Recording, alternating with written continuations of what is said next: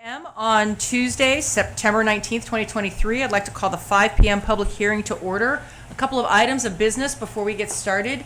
If you are planning to speak this evening, I'd ask that you please sign in the sign-in sheet, because that's what Mr. Ucutter will work from as we work through the public hearing.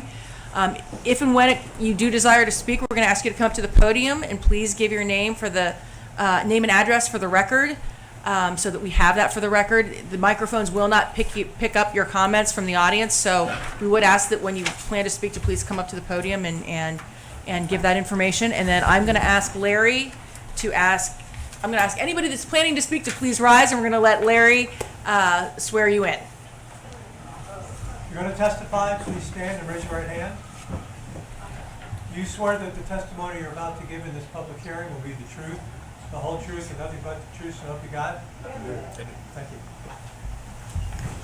Okay, I will turn the floor over to Mr. Ucutter. Thank you, Madam Chair. It's case 2023-06MA. The subject property is 7700 to 7724 Montgomery Road. The applicant is KMK Law on behalf of Atlanta Metro-based RCG Cincinnati LLC. The current zoning is EE Planned Retail District. The request is a major adjustment to a PUD. The original case is from case 2000-01Z. I'll get into the proposed use. It's a major adjustment to the PUD, like I mentioned, relating to a proposed earlier start time of 5:30 a.m. plus other potential changes. The surrounding conditions: to the north, it's EE Planned Retail and OO Office. To the south, it's B2 and B Single Family. To the east, it's B Single Family and O Office, and to the west, it's C Single Family and O Office. In terms of the PUD site characteristics, the size is 9.64 acres. The frontage is 825 feet of Montgomery Road frontage. Topography is relatively flat, and the number of parcels are 8 parcels. Related to the background, the Shops at Kenwood development adjoins sensitive residential uses to the south, east, and west, and is governed by a PUD from cases 2000-01Z, 2000-10MA, and 2009-10MA, which relates to the GFS on the site. Many of the conditions from cases 2000-01Z, 2000-10MA, 2009-10MA were designed to create harmony between the adjoining incompatible uses, which is the retail, and then the single and multifamily residential. Unfortunately, some of the approved conditions of the above noted cases are not being maintained, creating disharmony with the adjoining residential uses, which is essentially the crux of the case. 2023-06 MA case origins: the case originated from a resident's complaint in January of 2023. It was found that a CrossFit studio, homegrown strength conditioning, commenced operations illegally without zoning certificates at 712C Montgomery Road, Cincinnati, Ohio 45236. The customer entrance to this newly created 4,745 square foot business suite without township approval is behind the building. If you look at the plan there, their suite is located in that yellow shaded area. Homegrown strength conditioning was made noticeable to the neighboring residents due to the level of increased activity behind the building, such as the early start times before the approved PUD's approved business start time of 7 a.m., the accumulation of snipe directional signs, which you can see in the report, placed illegally throughout the parking lot on the Montgomery Road side to direct people behind the building, and illegal signage erected on the back of the building, which remains today. The violations noted in this case have been held in abeyance in yielding to this case. Conversations started with the property owner back on February 7th, 2023. Related to some of the PUD violations related to homegrown strength and fitness, the CrossFit studio. Condition 13 from case 2000-01Z requires that no commercial use shall maintain 24-hour-a-day service or operate during the hours of 1 a.m. to 7 a.m. Related to that, the CrossFit studio, currently operating without a approved zoning certificate, opens up at 5:30 a.m. The business violates condition 13 of the underlying PUD, which restricts commercial uses from operating between the hours of 1 a.m. and 7 a.m. With that, though, at the site, a breakfast restaurant at the site called 6 in the Morning also opens up at 6 in the morning, 6 a.m. spanning the years of 2020 and 2021, the breakfast restaurant was issued, likely in error, multiple township zoning certificates for the business, a revision to a zoning certificate and a temporary banner and a sign permit. So there was a number of zoning certificates issued for that business that opens up at 6 a.m. At the Zoning Commission, they recommended an opening time of 5:30 a.m. for both of the businesses, but given the residents' testimony at the Zoning Commission, staff has continued concern about a 5:30 a.m. opening time. In an incremental approach, given the issuance of the zoning certificates for the breakfast restaurant, staff recommends the 6 a.m. opening time for the two businesses. PUD Condition 15, that there shall be no music, public address system, or other exterior noise audible from the exterior. PUD Condition 15, the CrossFit Studios business model is to have various classes, which brings in multiple waves of clients to work out. Activity in the rear of the building is not in the spirit of the 2000s era PUD that governs the site and is a major issue in this case. Related to the rear garage door being opened during the week of June 26, 2023, Administrator Tracy Kellums fielded a call from a concerned resident related to noise emanating from the open garage door. Noise emanating from the business violates Condition 15 of the underlying PUD. On September 14th at approximately 6:10 a.m., staff observed noise, music, and the clanking of weights emanating from the CrossFit Studios 5:30 a.m. class. The door was closed. Also on September 14th at approximately 7:02 a.m., you can see in the report there that staff observed outdoor CrossFit studio activity. On September 14th, staff did not observe CrossFit studio members entering the building from the rear. All were parked on the Montgomery Road side of the building. However, at the August 14th, 2023 Zoning Commission hearing, it was the testimony that CrossFit Studio has a partnership with Archbishop Moeller High School so that Moeller students can work out. So the Moeller students were dropped off in the rear of the building. As a result of that case, staff recommends that that practice ceases, consistent with a proposed Condition 34, which we'll get to. Just a little bit more on the rear entry. The staff believes that the framers of the PUD did not intend for rear customer access.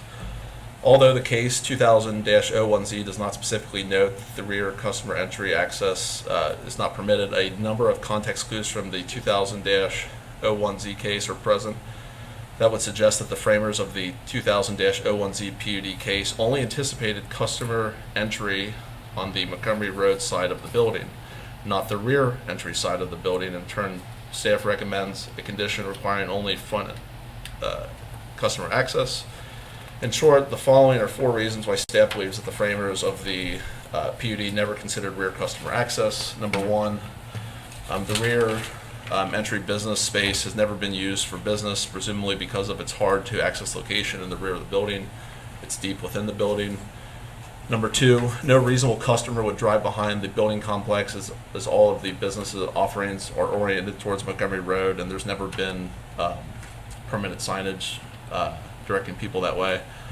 Number 3, in case 2000-01Z, the approved PUD provides for inviting front entry customer elevations. No inviting customer elevations were considered for the rear of the building because the framers of the PUD did not consider the rear entrance. Number 4, although parking is shown in the 2000-01Z plan at the rear of the building, an insufficient number of parking spaces available for the CrossFit studio use on the back of the building. So that's the CrossFit studio use. With the site, there are a number of other PUD violations. I'll go through them here. These are from violations from the cases 2000-01Z, 2000-10MA, or 2009-10MA. Number 5, this is from the 2000-01Z case. The assembled lots for development are to be combined to eliminate setback and use violations.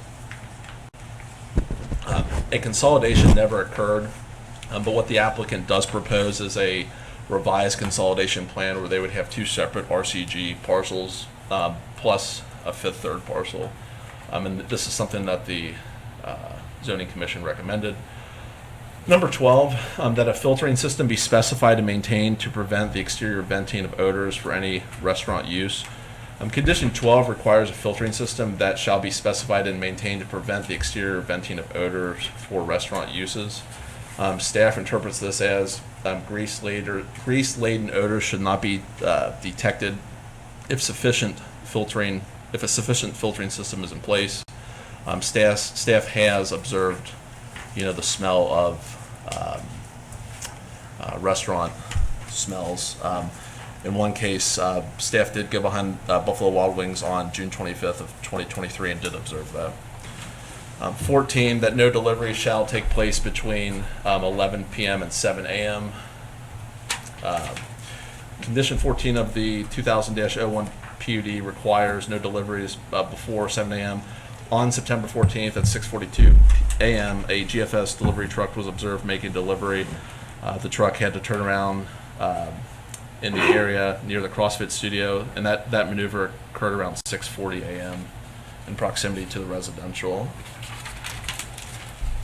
Related to fencing, I would note that the current fencing conforms with the height of the fences noted in the 2000-10 MA case, which was a major adjustment case. I would note that there's been a number of cases or areas where they have fixed the fence. There are a few areas still where the fence is broken or leaning. It probably could still use some repairs. Related to unscreened dumpsters or dumpsters too close to the residential property line, in the rear of the site on year-to-year aerials, dumpsters can be seen sited in the rear of the complex in an unorderly site arrangement.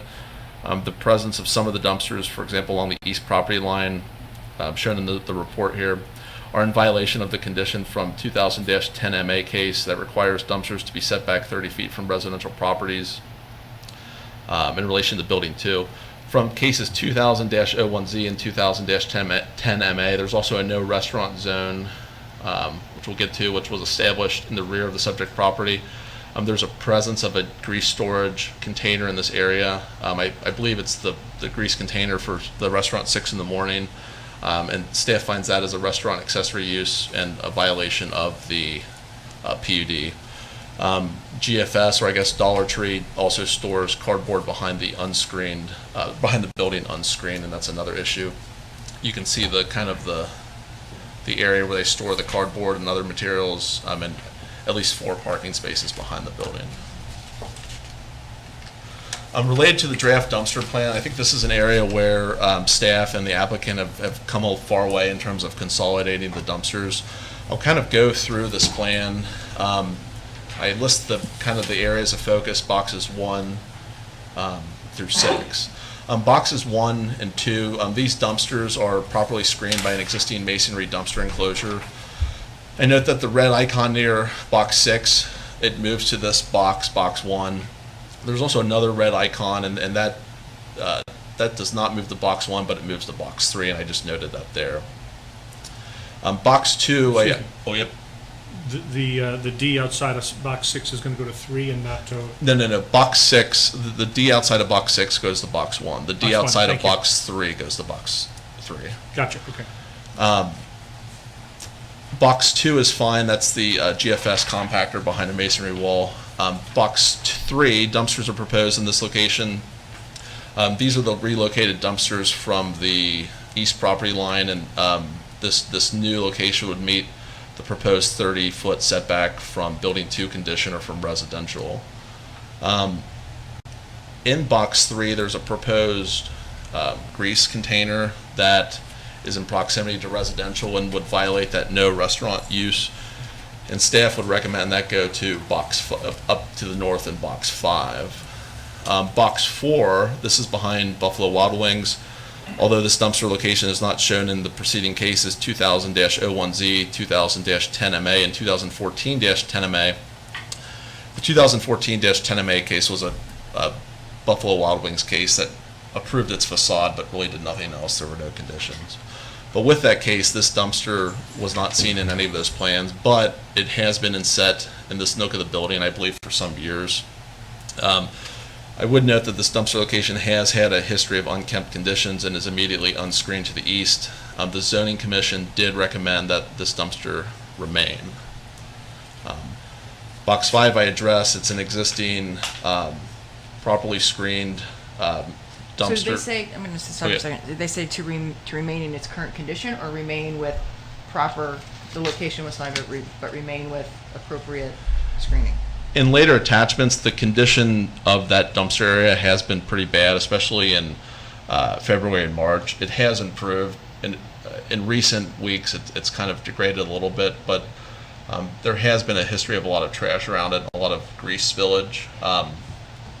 The conversation at the zoning commission really related to should that dumpster remain there, and their recommendation was yes. Related to box 5, that's an existing dumpster compactor. It is enclosed with masonry. On the front of it, it doesn't necessarily have a gate on it because I think the people have to bring the trash to the compactor. That's one area that maybe could be improved if it had a gate, but then it's going to require those workers to, open the gate and whatnot. In box 5. Sorry, question about that. Do we do enforcement as to that? I drove by there yesterday at about 5 p.m. and I think every enclosure that was there, the gates were wide open. If you drive throughout the township, whether it's south or north, I believe you would find a number of dumpster enclosures with open gates. From a work perspective, certainly the township could enforce that, but that's kind of all we would do for a number of weeks. But yeah, the code requires a gate and the specifications for the a gate in terms of like slat width and whatnot. So. Related to box 5 is the alternate location for the grease container, which staff recommends. It would be a 0 lot line setback there, and it would require a masonry enclosure around it. If you look closely at the plan, you can see a small blue box to the north of the compactor icon. And then related to box 6, this is the area where GFS, or I guess Dollar Tree, stores its cardboard waste outside unscreened. The applicant proposes a 6-foot tall chain link fence with vinyl slats to screen this area. At approximately 10 feet wide, the proposed screen length is insufficient to screen the amount of cardboard and other items that are normally present. This approximately 40-foot wide area should be screened in its entirety if they're going to keep everything out like it's been of late. While the zoning commission made a recommendation to allow non-masonry screening, staff recommends that the board of trustees require masonry screening. The GFS cardboard waste storage area is a commercial trash handling area. If you look at the notes small, the zoning resolution 10-5, the masonry enclosure standards also apply for trash handling areas, and I would argue that a cardboard storage area is a waste handling area. In case 2009-10 MA, there is a reference made to, it says all refuse, garbage, and product waste is to be placed in the sealed dumpster as it indicated in the plans submitted for case 2009-10 MA. GFS is following that related to their dumpster. There's an enclosed dumpster compactor, but the cardboard is not in a sealed container. I don't think staff would propose a sealed container, but certainly there needs to be some sort of screening, whether it's GFS or Dollar Tree, as it was maybe mentioned to me before the meeting. So that's the dumpsters. Related to signage, that a maximum of 3 signs are to be permitted on the site. This is from case 2000-01Z, and it lists out the signage. Along the Montgomery Road, there were 3 signs that were erected. These are temporary kind of for lease signs. It has been reduced down to 2. The zoning commission did recommend a condition allowing up to 2 commercial real estate signs to be on site for up to 180 days per vacancy occurrence. Later in the report, you'll read that in looking over at the code related to this, staff recommends just to follow the zoning resolution related to that element, but we'll get there. Jeff, is that 13-9.1? Yeah, I believe so. It is. Yes, 13-9.1. Related to the landscape plan and a review of the landscape plan approved in the year 2000, throughout the site approximately 26 trees are missing, 17 on the Montgomery Road side of the complex and 9 in the rear of the building, and 16 evergreen trees are missing in the rear of the complex near the detention basin. Condition 23 of the 2000-01Z PUD requires the developer maintain all landscaping on the site. As the site is some 23 years old or older, landscape has grown. In working with the applicant, they proposed the following. Just to supplement the existing landscape plan, on the Montgomery Road side of the subject property, 8 columnar hornbeams, 8 autumn blaze maples, 2 sweet bay magnolias, 1 royal raindrops crabapple, 10 knockout roses, and 9 gold mop cypress. Also, new mulch is proposed. In the rear of the property around the detention basin, 18 spring grove arborvitaes have been proposed. However, after receiving feedback from residents, staff recommends that 9 spring grove arborvitaes and 9 green giant arborvitaes be proposed. And I had some initial conversations with the applicant. I think they're open to that. It's just a small change in species. And then in the rear of the property along the west corner, 3 proposed Armstrong gold maples. Staff finds that these replantings are sufficient to refresh the landscaping at the subject property. Related to other zoning and property maintenance violations, the outdoor storage of trash and litter. So when viewed at various times of the year, trash can be routinely and plainly observed strewn throughout the site. At some points it was worse. At some points it's improved. It got really good around July 2023, but in the past couple of weeks you can see a little bit more litter back there. So just to note that. Related to the conditions of the subject property, the shops at Kenwood have several instances in which the complex is falling into disrepair. Examples have included potholes, failing facades, or fences that are falling over. In recent weeks, as of the writing of this report, the property owner has begun to invest in fixing some of these property issues, such as fixing some issues related to fencing and asphalt, and there has been some painting done. I think there was a light fixture in the parking lot that was replaced, so all good things. But issues related to the roof, flashing, and gutters, they continue to leak, which is damaging the facade on the front, on both the front and the rear of the building. Those issues still persist. On the Montgomery Road side, there's also a falling drywall, which continues to pose a safety hazard. While the applicant has provided documentation related to some facade repair expenses, such as power washing and repainting, staff continues to have concerns. Staff continues to have concerns related to the leaking roof, gutters, flashing, or facade on all elevations of the building, which is a root cause of the degradation. So, for example, hours after a rainstorm, water can be observed leaking through the gutters, facade, and flashing, and you can see where corresponding staining is occurring, or in the areas of the concrete block where it's actually spalling and breaking apart in freeze cycles. Staff has continued concern that the property maintenance work is not sufficient to halt the ongoing degradation of the property, as I mentioned, namely the roof, gutters, flashing, and facade. And just to note, there was another unpermitted business opened up at the site. It was Unique Souls back in June of 2023, but they have since obtained all their zoning certificates, and that was resolved. The Sycamore Township, is for the Sycamore Township Zoning Commission meeting on August 14th. They approved, or they voted 5-0 to approve of the major adjustment with conditions. And so I will go through the conditions now.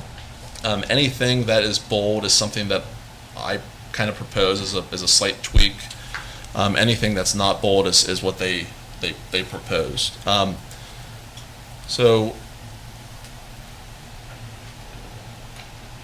number one, all of the conditions of the case 2000-01 or 2000-10MA, 2009-10MA, and 2014-10MA shall remain in full force and effect unless specifically proposed as follows. 2, all conditions of case 2000-01Z shall remain in full force in effect unless specifically proposed as follows. Condition 3, which amends condition 4 from case 2000-01Z, no dumpsters are permitted in the drive aisle of the east access lane, and all dumpsters shall be set back a minimum of 30 feet from a residential property line. All dumpsters, cardboard recycling dumpsters, and grease storage containers requiring masonry dumpster enclosures in accordance with Chapter 10-5 of the Sycamore Township zoning resolution, which regulates commercial dumpsters, with the following exceptions. The zoning commission recommended that the dumpster and the notch behind Buffalo Wild Wings remain. The Sycamore Township zoning condition recommended that the GFS cardboard waste or Dollar Tree waste shall be screened. However, a masonry enclosure is not required. Yeah, Sta- please switch the screen so Oh, they can yeah. see too. Thank you. Sorry about that. Staff recommends the following revision in conformance with section 10-5 of the Sycamore Township zoning resolution. The GFS cardboard enclosure is required to be masonry and shall completely screen all cardboard or other waste. Item C, the original existing rear brick block dumpster, which is it's right behind the GFS enclosure along the rear property line, shall remain. This was that box 1. 4, amending condition 5 from case 2000-01Z, all parcels shall be consolidated into 2 RCG parcels and then 1 5/3 parcel. The consolidation into the 3 separate parcels must occur prior to the approval of the zoning compliance plan. 5, amending condition 10 from case 2000-01Z, no restaurant accessory use such as a grease storage container shall be located in the cited area. The area being the no restaurant zone as shown on the zoning compliance plan for case 2000-10MA, and then it adopts the language from that case, which essentially allowed 13,500 square feet of restaurant space, and which adopted the no restaurant demarcation line. Condition 11, this would be the repeal of condition 11 from case 2000-01Z, and that condition, the restaurant space for the entire site was maxed out at 3,500 square feet. The condition before makes that moot.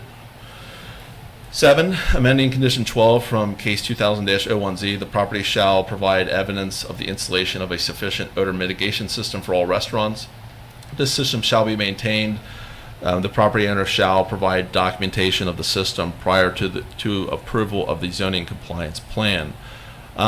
This really is an amendment. It's kind of an acknowledgement on of that condition. In terms of what systems are in place for Buffalo Wild Wings or 6 in the morning, I'm not sure, but certainly are the odors being emitted from those systems stopping all odors? I'm doubtful of that, but that was one area where I thought there probably could be discussion and some testimony from the applicant. Item 8, amending condition 13 from case 2000-01Z. This relates to the hours. The zoning commission said the 2 businesses in question, Homegrown Strength and Conditioning and 6 in the morning, shall be allowed to operate between the hours of 5:30 a.m. to 1 a.m. The remaining businesses shall continue to operate between 7 a.m. and 1 a.m. The only exception being the out-parcel financial institution automated teller machine or machines, ATMs, would be allowed to operate essentially for 24 hours a day or operate during the hours of 1 a.m. to 5:30 a.m. In the event that a new tenant wishes to operate outside of the 7 a.m. to 1 a.m. hours, a new major adjustment case must be applied for. Staff recommends something a little different. Staff recommends the following revision. The 2 businesses in question, Homegrown Strength and Conditioning and 6 in the morning, shall be allowed to operate between the hours of 6 a.m. and 1 a.m. The remaining businesses shall continue to operate between 7 a.m. and 1 a.m. There's the mention of the ATM allowed to be open for 24 hours. The last sentence, in the event that a new tenant wishes to operate outside of the 7 a.m. to 1 a.m. hours, a new major adjustment case be applied for. So to unpack that last sentence, let's say 6 in the morning changed and turned into a Dunkin', and they want to open up at 6 a.m. because it would be a whole new business, et cetera, it would require a new major adjustment case. This second to last sentence, did you want this to say 5:30 or 6 a.m.? Second to last sentence of that paragraph. That should be 6 a.m. Okay.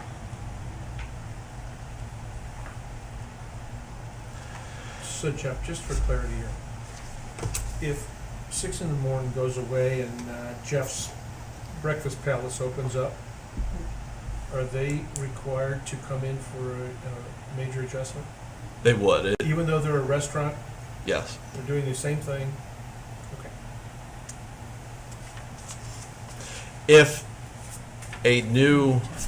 If someone new acquired, let's say 6 in the morning, but kept the same menu, same everything, it was just a new entrepreneur that was financing the capital that owned it, but nothing changed, I don't think a new major adjustment case would be required in that case. No. What would be the distinguishing factor then? I mean, is it a matter of degree? You gave Dunkin' Donuts. I think that I think two. Well, at least two. Number one is the name, so we'll issue a tenant change zoning certificate for each new business. But also we look at the scope. If there's a substantial change or an alteration to the scope of that business or what they're doing or the hours or whatnot, that could trigger a need for a tenant change zoning certificate, and that could trigger the need for a major adjustment. 9, amending condition 15 from case 2000-01Z, there shall be no music, public address system, or other exterior noise source audible from the exterior of the building at any time. This is the added sentence. No business with building elevations that face residential property shall maintain open doors unless only accepting deliveries. 10, amending condition 23 from case 2000-01Z, the developer shall restore the landscape plan. This is coming from the zoning commission. The developer shall restore the landscape plan. The revised landscape plan shall incorporate the number of missing deciduous trees somewhere on the site and be approved by staff prior to approval of the zoning compliance plan. The missing evergreen trees shall be incorporated into the area of the vegetative buffer, the area specified by the original 2000-01Z landscape plan. The revised landscaping shall be installed by November 30th, 2023, and shall be maintained in healthy condition. If plantings are in unhealthy condition or dead, plantings shall be replaced as specified in the revised landscape plan. Staff would recommend something alternate and working closely with the applicant. Staff recommends the following revision. Prior to the approval of the zoning compliance plan, a landscape plan shall be reviewed and approved by staff that shows existing conditions, example, the existing plant locations, and the locations of the new plantings as specified in this case. The revised landscaping shall be installed by November 30th of 2023 and shall be maintained in healthy condition. If in the future plantings are in unhealthier condition or dead, plantings shall be replaced as specified in the revised landscape plan. So what this does is staff, in working with the applicant, has taken a look at the site. After 23 years, the site has grown up. So you're going to be able to put that exact number of plantings in, maybe not. So what they've provided is a sufficient number of plantings. And then what it would also require is then produce a plan showing existing conditions and new plantings so that 10 years later, if there's an issue, we can look back and see what the landscape plan was in this area of 2023. 11, new condition 33. The zoning commission said the site plan for development shall be revised to show all masonry dumpsters locations consistent with condition 4, condition 5, and applicable regulations specified by the Sycamore Township zoning resolution. Condition 33 and new condition 38 were very similar, so in this case I recommended the following to kind of combine those two.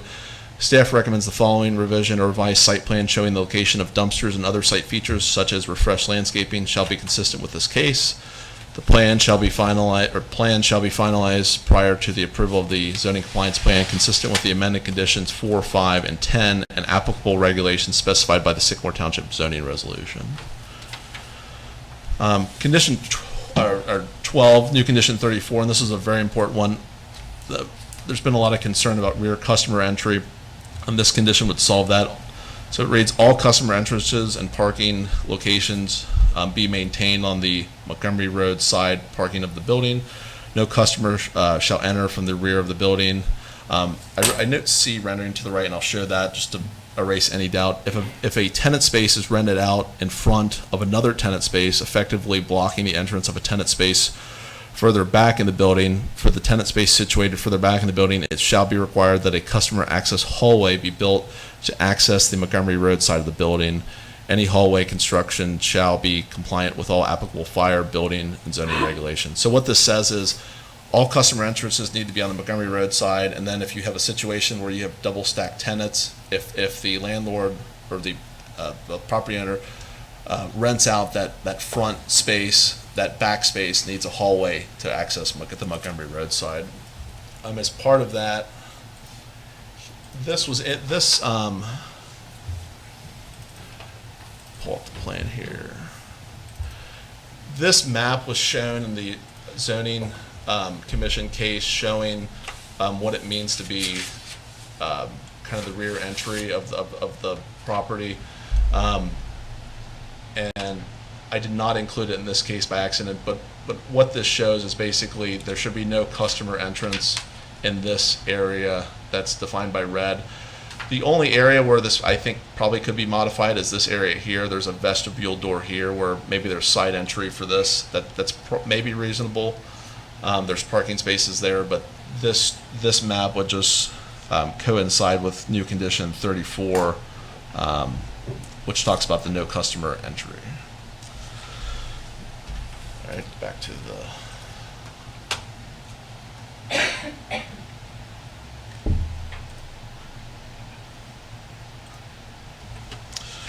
New condition 35, no space outside of development's buildings shall be used for business purposes other than normal vehicular movements, e.g. parking, ingress, or egress. For example, a use such as a gym or the like, or a grocery store shall not move operations outside the building. For example, no farmers markets or no outdoor exercising activities. Question. Yes. Would that prohibit a business such as Buffalo Wild Wings, if they had a curbside delivery service, would they be able to bring food out to people who pull into a space for that? I'm not sure if they're doing that there or not, but that would seem to render that off limits. After COVID especially, we had a lot of this phenomena of curbside delivery, and you see that everywhere. I would, if that came up from a staff level, I think we would view that as a normal vehicular movement. Okay. People are parking in a space, and I think what we're talking about is the, like, I know Lowe's is not here, but Lowe's will, or Home Depot will set up a whole mulch sale in the parking lot. I think that's what it's trying to guard against. New condition 36, all rear parking at the rear of the subject property shall be used for employee parking only, so as not to disturb residential zone property. No rear employee parking shall occur from 11 p.m. to 7 a.m. High reflectivity signs shall be erected at equal intervals, noting no parking between 11 p.m. and set to 7 a.m. Staff shall review the no parking plan prior to the approval of the zoning compliance plan. New condition 37, no commercial business shall maintain outdoor storage of materials.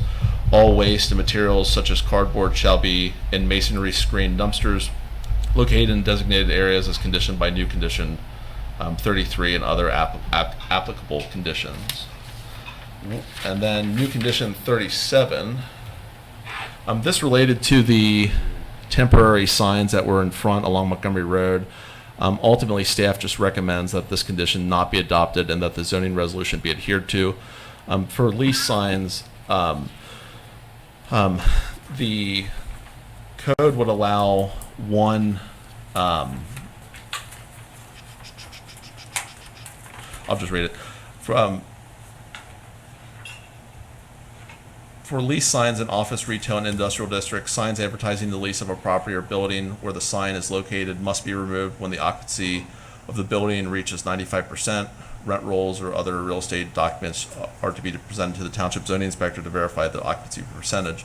In terms of signage, non-illuminated real estate signs advertising the sale or lease of a property or building where the sign is located not exceeding 1 per street frontage and 12 square feet of surface area, display area in any residential district, nor 32 square feet in any other zoning district.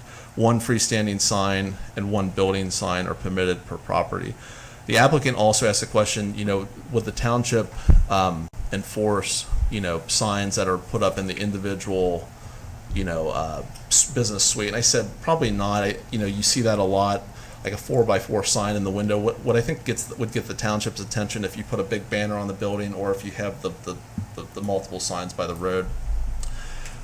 They did have 3 of these signs. They dropped it down to 2 as of today.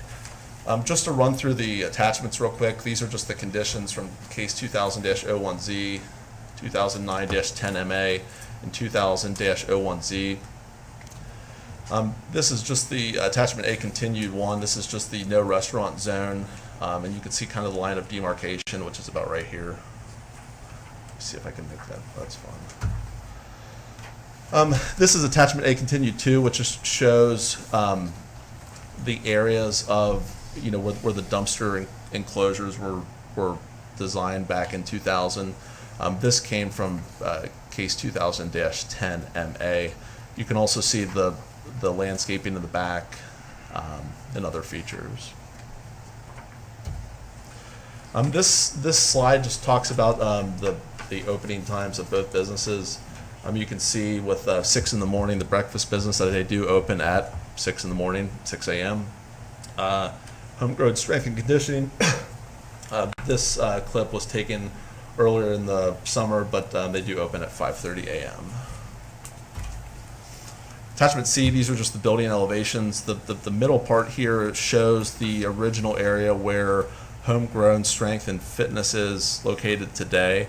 As you can see here, the actual limits of their current space really weren't drawn out. Those walls were put up sometime, I think, after the year 2000. Here's just attachment D related to some of the dumpsters. You know, as mentioned in the report, I think there's been a lot of progress with these dumpsters. The applicant has proposed them behind the building, you know, with exceeding 30 feet from any property line. This grease pit, as mentioned, or the grease container, staff recommends to the north.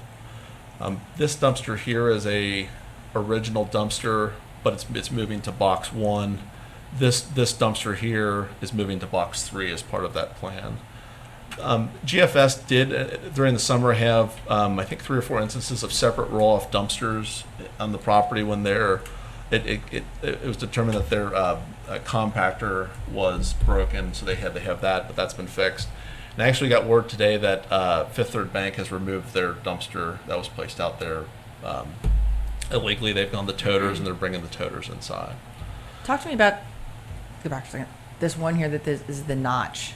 I'm assuming that's the little notch one up there?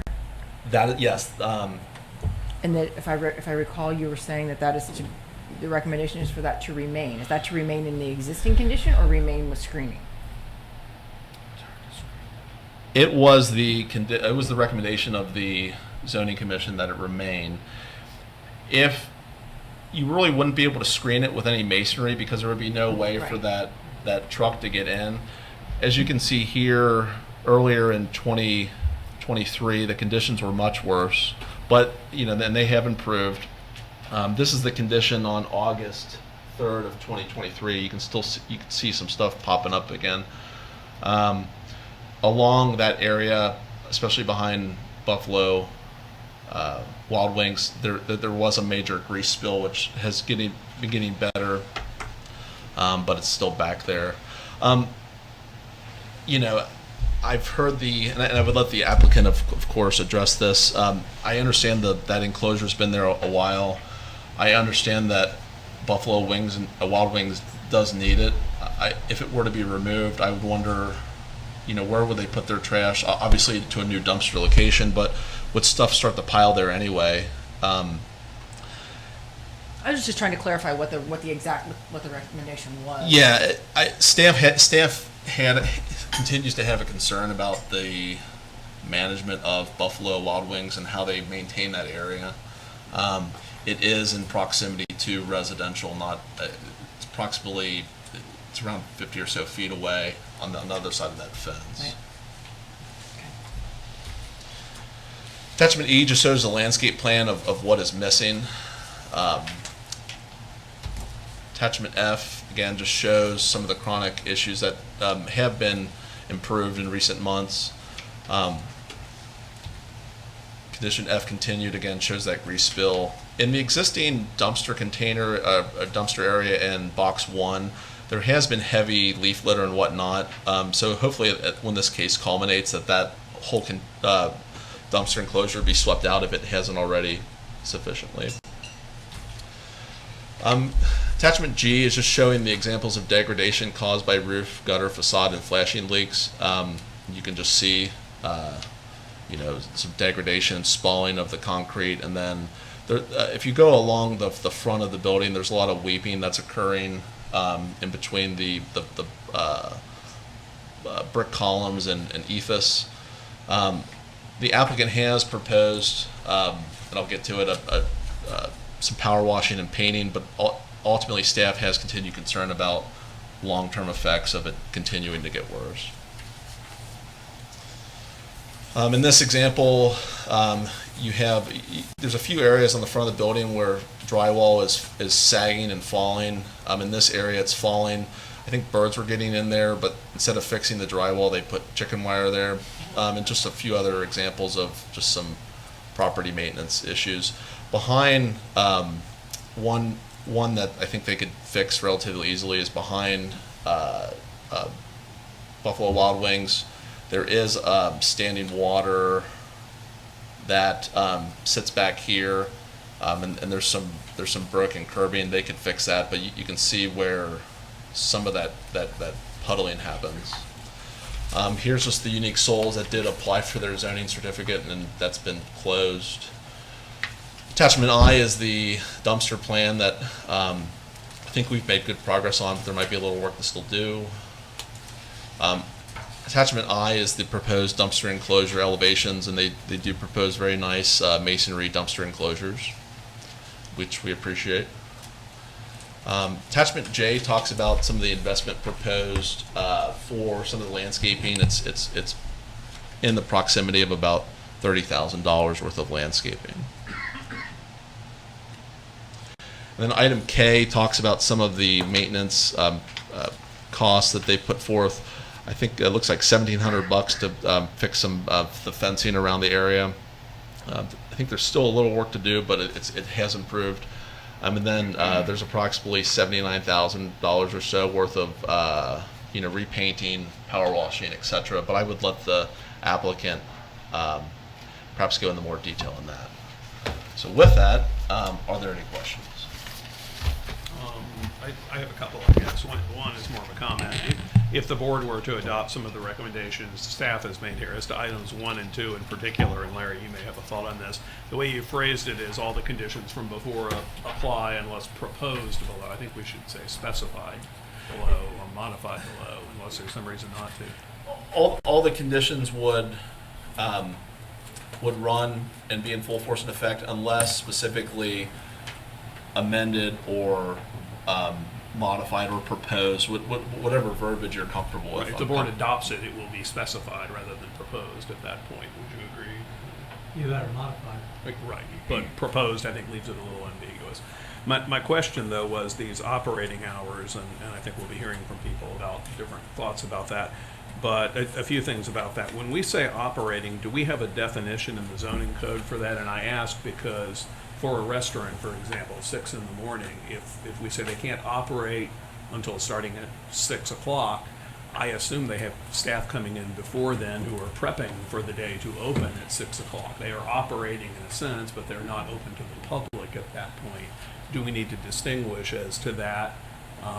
Or is the intent that nobody walks in the door, including staff, until 6 a.m. no matter what? Thoughts? The staff interpretation of the spirit of and intent of the whatever the hours were back in 2000-01Z, it was 7 a.m. and 1 a.m. was that the operating hours would be the hours open to the public. Certainly at a restaurant, whatever restaurant, there's going to be some prep work before, and certainly employees before that. The staff interpretation of the operating hours of the PUD related to only when it's open to the public. So if a member, it's a great question because I've thought about it. The staff recommendation, and I think a reasonable way to look at it is, open to the public hours, not reasonable prep work to get the business open. Okay. And I know we'll be hearing from people today, but at the zoning commission meeting as to this, was there any notable testimony from anyone about preferences as to operating hours? And what led the zoning commission to choose the time they did, if you know?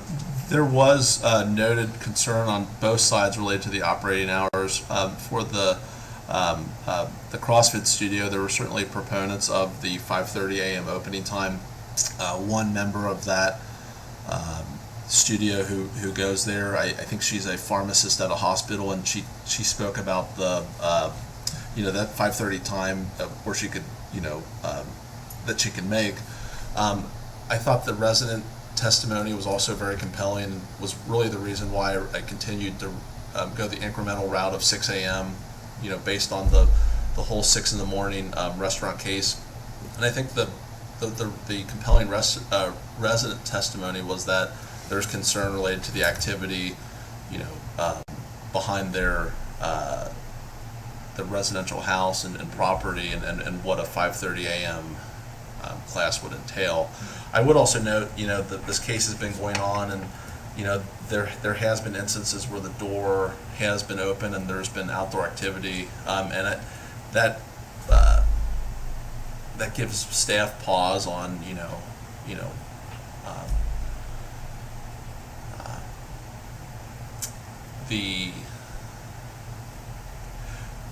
there's concern with the residential. I'll put it that way. Sure. Yeah. Okay, thanks.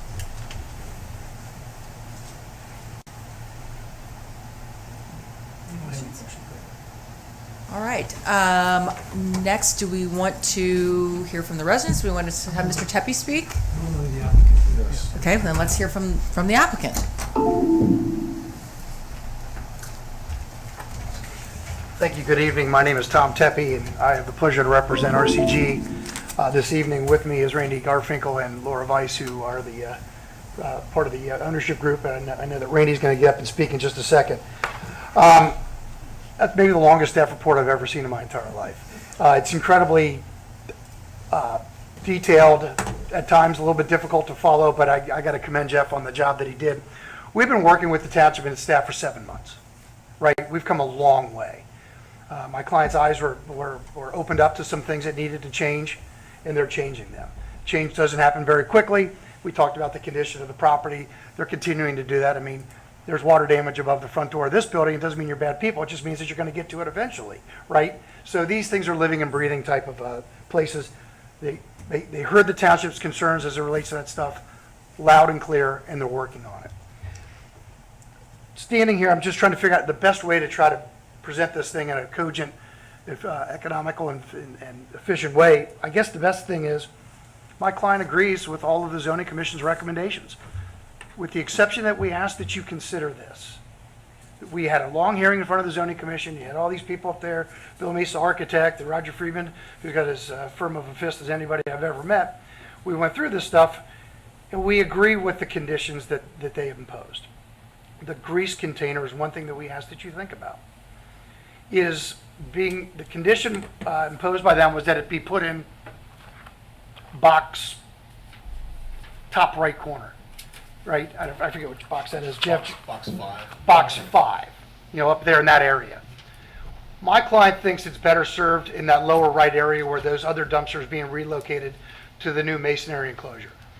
First of all, if located where zoning commission recommends, it's going to take parking spaces, and it's literally going to be out front of a pediatrician's office door.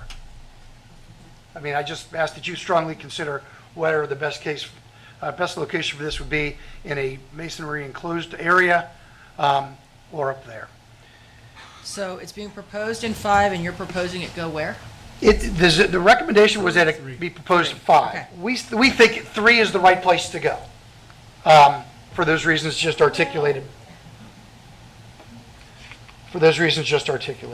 Question about, and I'm sorry to interrupt Yes. you too, but as to the dumpsters, one of the things I observed in my drive-through yesterday in advance of this meeting was there was trash piled on top of some of the dumpsters. Does this actually allocate sufficient dumpster space that's needed for the place? That's a question for operations.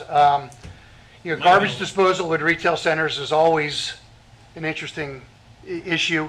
My client is the owner. They lease property to the tenants. They have to ride herd on their tenants to the extent possible, but you have to expect them to try to always do the right thing. I know that he'll get up and speak to some of these issues. I believe it's sufficiently dumpstered. It's just a matter of reminding them and educating them on exactly where it is specifically to go and not to go. So that's as it relates to the grease container. We think that that's the proper place to go for the aforementioned reasons. As it relates to the hours of operation, that's really what Can started. I go back, Please. if you don't mind? The grease trap, so you're telling us that you think it would be a good idea to put this grease trap as an accessory use to a restaurant in a restricted restaurant area? I don't know if I get to the point where a dumpster container is in a restaurant use, right? A grease container is, for sure. I mean, I don't know any other restaurant, I don't know anybody but restaurants that you have grease containers. We ask that you consider that location. We think it's the more logical place rather than out front of a pediatrician's office door. It's just food for thought for the trustees. Okay. But as it relates to all the zoning commission's recommendations, my client agrees to them. We've worked long and hard on a landscaping plan. We have met out at the property numerous times. We have had various renditions of the landscaping plan. We've done a lot of things cleaning up the property. But the hours of operation is what started this thing, right? And we believe that we have taken all necessary and actually all measures that would allow a quiet, peaceful enjoyment for the business to operate at 5:30. They're all going to go in the front door. Nobody goes in the back door. We've agreed to that. They are going to, if the approval is given, they're going to start work on that front space so that it's not a dark hallway, vacant hallway that people will go down. They're going to do it so it's a nice entrance into the CrossFit. The hours of operation is really, really important. You'll hear from the CrossFit people in a minute. I did submit a letter to Mr. Ucotter. We just did a little survey of other gyms in Sycamore Township. Do you want me to put that up? I think they have a copy of it. If they don't, Anchor Wellness opens at 5:30. Crunch Fitness opens at 5 o'clock. Cycle Bar opens at 5:30. And Terry Bryant Fitness, who is, I assume, a tenant on the township-owned property across the street, opens up at 5 a.m. and he is 68 feet away from a residential property. So let me just address that if I could. Yeah. So you're telling me you went around the township and you found these other places that open, but none of them have restrictions in their PUD, correct? Understood. And I'm not saying that this is... And the majority of those, maybe with the exception of one, doesn't back up directly to residential, correct? Understood. So are we comparing apples and tennis shoes here? I don't totally get I it. think we're trying to give everybody even playing field from a competitive basis. That was the point of, Mr. Weaving, that was the point of the illustration. I mean, Terry Bryant is 68 feet I away. appreciate the business competitiveness, but they're completely different site conditions, and Every property is unique, for Right. sure, for sure. they have Lastly, I've taken up attachments. more time than I probably wanted to already. The odor mitigation issue, we believe is a non-issue. We believe what is there fully complies with the original condition. How do we know that? Well, first of all, to the best of our knowledge, there's never been a complaint. Number two, the township issued zoning certificates for these locations. This being a zoning condition, the township presumably would be aware of this zoning requirement, would have checked the systems that are being implemented in there, and never would have issued a zoning certificate if they thought that those systems violated the terms of this specific zoning requirement. BW3's been there since 2001. I also submitted to you an email from Keith Hall, who's a renowned architect that specializes in restaurant work. He took a look at this for us. He says, look, this is unique. This vents through the roof. This is the best way to do it. If it comes out the side towards, public spaces or stuff like residential areas, I get it. He says, this is, the optimal way to do it. Any additional, quote, mitigation, end quote, would be ineffective in his opinion. Again, we've not had any complaints about it. We believe what's there fully complies, and, BW3's been there since 2001. I've said enough. Can I just address one more thing? Please. The discussion about the odors. Mhm. We have a restaurant in Kenwood that we actually require them to A, have scrubbers so you may not smell anything outside, and B, we require them to refrigerate their trash outside in a garage. So the fact that we've created this on one end, you know, I'm going to use your comparison of the 4 places that open up at 5 o'clock or 5:30 versus your folks who want to open up at 5:30 as well. By comparison, if we were realistic about it and we wanted to enforce that to the nature of the 2000 PUD, I guess we could technically create that structure where you're going to have to do the exact same thing. Maybe not necessarily refrigerate the trash because that wasn't included in it, but certainly put scrubbers in an effort to ensure that there's no odors coming out of that restaurant. My client believes that the restaurants that exist, and one of which since 2001, complies with that original 2000 condition. There hasn't been any complaints, and it is, we are okay with the condition because the restaurants that are there, that we believe, comply with it. And I appreciate your point, but there's never been a complaint. So, and it's been 23 years or 22 years. So I've said too much. I'll turn this over to Mr. Garfinkel, and he can kind of walk through some of his thoughts. Thank you for your time.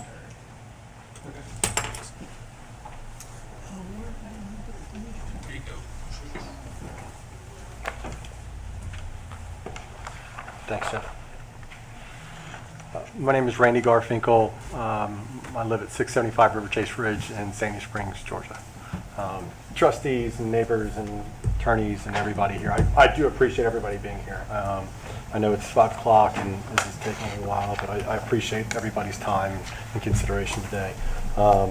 Just by introduction, my name is Randy Garfinkel. I'm COO and Director of Investments for RCG Ventures.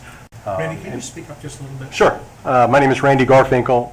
Can you maybe you can bring it over a little bit? That might help. Yeah, good. Is that better? That's great. Okay. Thanks. Again, thanks for being here. My name is Randy Garfinkel. I'm COO and Director of Investments for RCG Ventures. My colleague Laura Weiss is here as well. She's the Director of Operations and handles the day-to-day operations of the properties in our portfolio. Just a little bit about us. RCG has been around since 2004. We are a real estate company that owns and operates shopping centers with the goal of long-term ownership. Over our history, we've owned assets in 30 different states, including those is Ohio. We've owned 9 shopping centers in Ohio. Currently, we own 5, and 1 in Kenwood, Hilliard, Mansfield, Chardon, Chillicothe. We've previously owned shopping centers in Bowling Green, Circleville, Eastlake, and Miamisburg. So what we do is we look for retail shopping centers, and we do that with an eye towards how can we, not only own and operate an asset that's beneficial to us, but one that adds value to the town. And we do that by adding, national tenants, regional tenants, and local tenants, and trying to have a healthy mix of tenants that create jobs, stimulate the local economy, give citizens a place to meet and congregate, in whether it's shopping or services. So we try to add value wherever we do own assets. As an example, we bought the shopping center in 2014.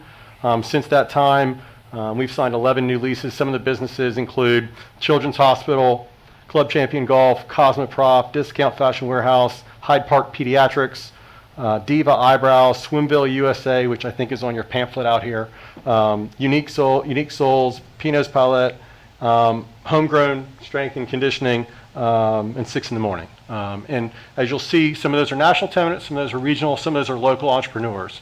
In the case of Homegrown, you've got a person who's either from Kenwood and operating or is living here. In this case, that's CrossFit, the Homegrown tenant. They are here serving the community. They are running a business, but they're also providing a valuable service to its citizens. We love the fact when we were here with the zoning commission, the wrestling coach from Mueller High School came here and repeatedly explained his comfort with the owners and operators of that business and how that they entrusted them with their students there, and it was a healthy relationship between them. That's the kind of thing that we enjoy seeing and we like to do.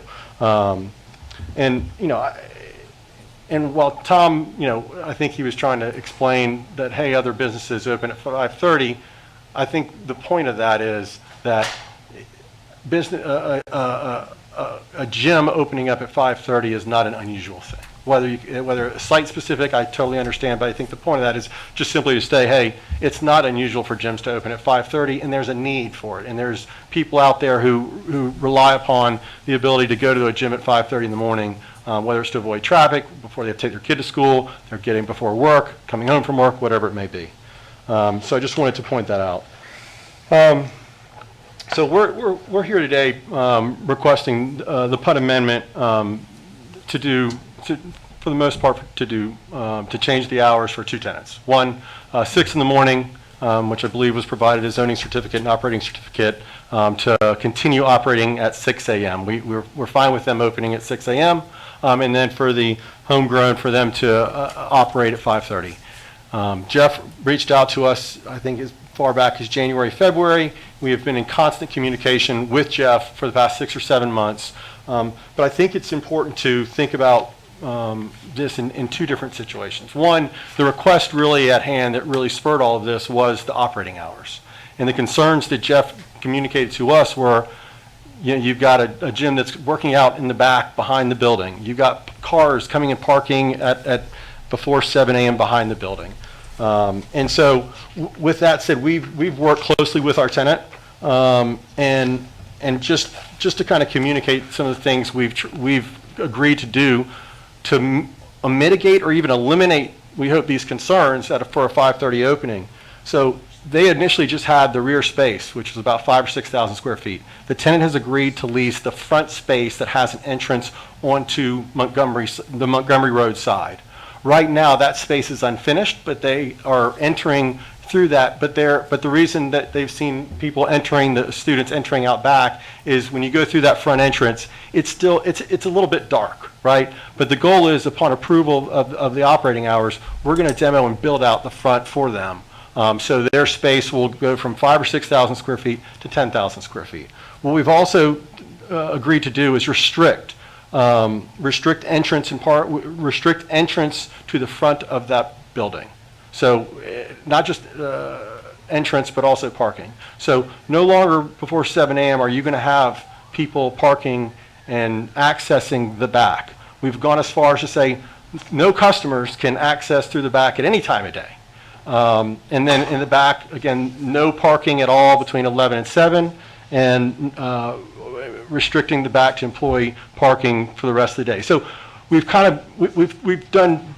said, okay, what else can we do so that we eliminate the concerns of the residents to the back? We've pushed everybody up front.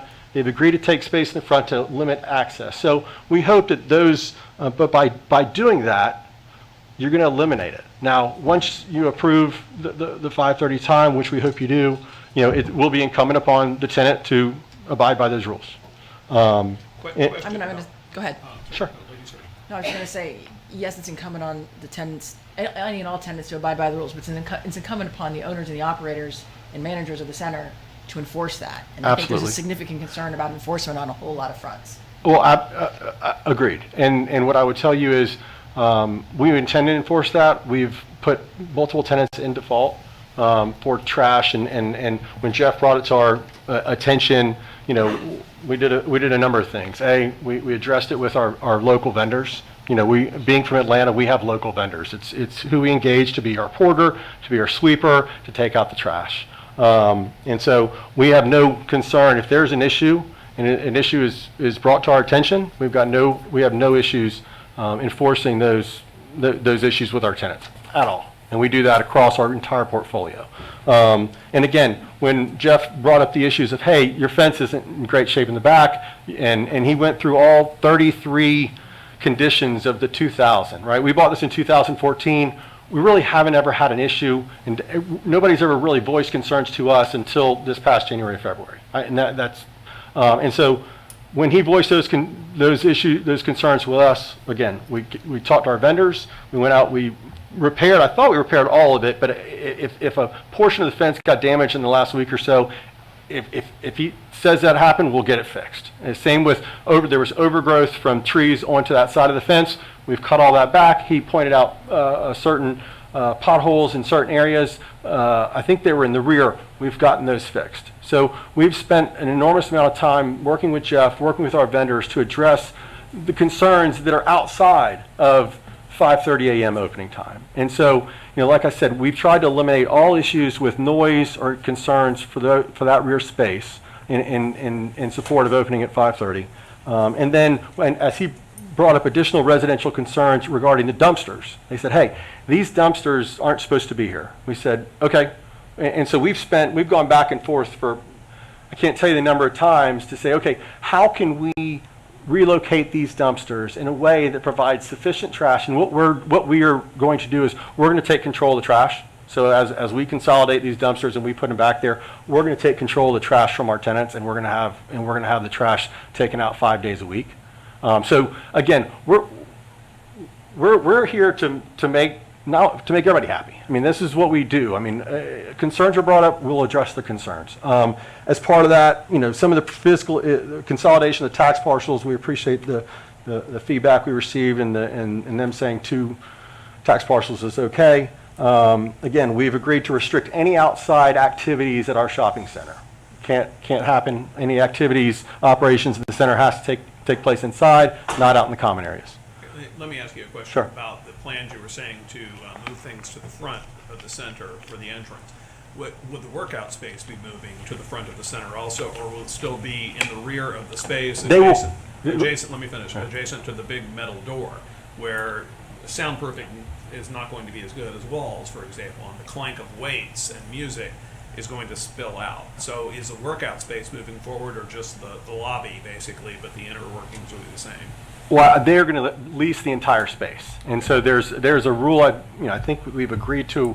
It may have already been in existence, but we've agreed that you can't have noise emanating at any hour of the day, and we agree with that because again, that's going to concern our other tenants. So no noise that's kind of audible from outside, but they will have the entire space. Where they conduct classes and at what time, I would have to defer to Janelle, the owner and operator. Some of the fiscal items, again, the relocation of the dumpsters, again, with the grease container. There's 2, and I know it says no restaurants in that back area, and I absolutely understand that. Again, in trying to find the best possible location for that grease container that's currently back by that fence, there was 2 proposed. One was, up front, right in front of the pediatric office, right, that takes up a parking space, and it's going to be kind of up near Montgomery Road.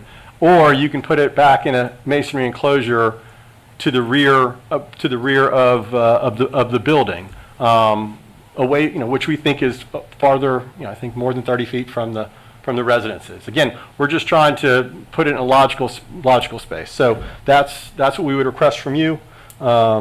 We've also, went back and forth on a detailed landscaping plan that I think goes beyond what the basics are needed.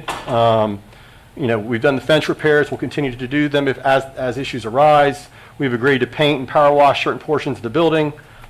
We've added sweeping and porter services. We'll address the EPIS and the facade items here over the next few months.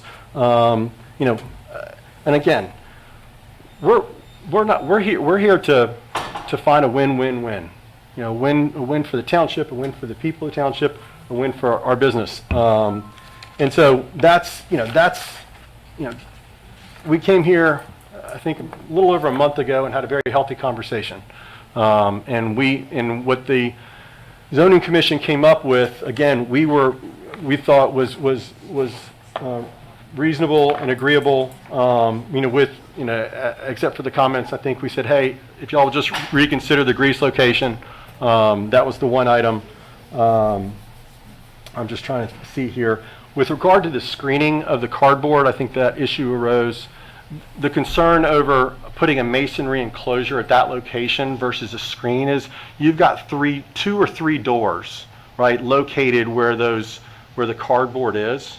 And for safety and security purposes, we would put I think somewhere on there, if you go to our presentation, the last page has the screening. Again, we will also we'll make sure it's Dollar Tree stuff. We will talk to the tenant and make sure they don't take up as amount of square footage as they're taking up. So we'll move it to the right and we'll put up the screen fence, and we think that to be sufficient. Again, that was discussed, I think, about a month ago. So again, we want that type of fence where the cardboard is. But again, the cardboard is not strewn about. They're orderly put in those containers. We'll push those to the back. Put there. I just don't want to put up a masonry container because you've got 2 or 3 doors back there. Safety, security, I think one of them's a fire equipment room type thing. So that was the reason for the screening versus the masonry right there. Just one question for conversation. Has Dollar Tree or GFS considered a recycling dumpster to place this cardboard or whatever recycling material in to further consolidate that material? And then you have a consolidated recycling dumpster, and then you'd have a smaller screen rather than, because right now it stretches, around 40 feet of material. And we're happy to ask them to limit that, reduce it from where it currently is. I don't disagree. We're happy to reach out to Dollar Tree. I can't But begin. by the way, just for the record, it's Dollar General, not Dollar Tree. Somebody said Dollar Tree. I get them. We've got so many of them. But I can't begin to tell you the operations of a national company like that. But again, if the concern is, hey, you can see the cardboard, I don't think it's a smell issue or a trash issue. It's more of like, hey, there's cardboard back there and it's visible. So again, we're happy to put up the screening there. That was one of the other items. And I know Tom addressed the kind of odor question in here, and I just wanted to reiterate again, Buffalo Wild Wings has been there for 22 years. And when I go there, maybe there was a door open the day that Jeff was there. I don't know. But when I walk around the Buffalo Wild Wings for 6 in the morning, I don't smell anything. I can tell you, I go to a number of barbecue places and in certain restaurants where you can smell what's going on. Maybe there's I don't know. But again, the center, that tenant's been there for 21, 22 years. I don't believe we've had any issues or concerns or questions about it until it's come up. We absolutely agree that there shouldn't be smells. But I think the point Tom was trying to make with the letter from the expert involved was that the fact that it's coming off the roof, we think we comply. I'm trying to think if there's anything else. Again, we agree with the exception of, I think, the grease container. I think we were comfortable with everything that the zoning commission, I know this is a different body, and they just make recommendations. But I do want to reiterate that we're here today to provide a variance, or whatever the word is, for these 2 tenants, one that's been, and then the conditioning. And they've explained to us that the 5:30 is a critical number. If it's 6 a.m., it's a problem for them in their business, and we've taken every measure, or willing to take whatever measure needed to address the fact that there won't be noise, there won't be cars, there won't be those sort of things happening in the rear of the center near the resident. We'll funnel it all to the front. Okay. Jeff, I was just going to say, Jeff, I have a question. It just wasn't addressed in any of this as it relates. You talked about signage and retail for lease signage, and that's one item. But you talked about this business signage that I think to date has just had some signs in the landscape. Is that accurate? I haven't or is that- seen, and by the way, we were that there inaccurate? today. If we missed one, So- I didn't see one. I saw a So sign that says turn around for So I guess trucks. I'm asking store signage. With the location being in the back of the building, and they're taking the front of the building, now there's going to be a front entrance. Have we had a conversation with this building owner as it relates to? So what's called the snipe signage, this has been removed since like February. They no longer have this. Originally, when they started operations, they had this signage around the front to direct people to the back. Make it a little larger. Okay. Related to the signage in the back, I think eventually for the township to issue a zoning certificate for this business, which is the goal. If everything's approved, the township would require that this sign and this sign be removed permanently. Which sign and which sign? On the garage. The emblem of the CrossFit studio. I'm sure we're comfortable painting over that. And then there would be a sign on the front of the building. I guess part of my concern is, look, if this is a workout facility and somebody breaks their legs and they call 911, where's the ambulance going? Do they know where to go if there's no signage on the front of the building? Well, there will, I believe there will be signage Will on be? yeah, That's so what I'm again, asking. We just yeah, didn't talk so about it we've, in this whole discussion. so they've agreed to lease, expand their premises so that the front, so that the Okay. entrance is through the front. I just want to make certain that that we're talking about a Yeah, but- true storefront access with proper signage, proper access. That is the storefront entrance, Is and part that's what we're driving towards. is part of the application for the if we get to the tenant or a tenant change zoning certificate, signage always comes up. And in that kind of corner, there's the Sherwin-Williams. I think we could find a wall sign space that would fit that. So there would be a wall. If the CrossFit studio wanted one, there would be an opportunity for that, consistent with the zoning resolution, for a sign denoting the business. Yeah, I'm not talking about a blade sign coming out from the building. I'm talking about up top. Here's our front door. Right. Sorry. Yeah, a wall sign.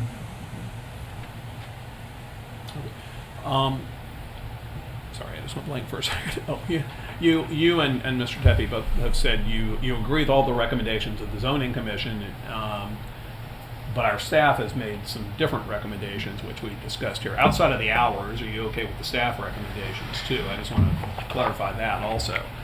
I think the concern, Tom, you may have to remind to remind me if I'm missing anything here. But the hours, the cardboard, the screening of the cardboard, which I discussed. Again, he would like a masonry there, and for the reasons I mentioned earlier, we think the screen, and again that was discussed prior. So it's the hours, the screening,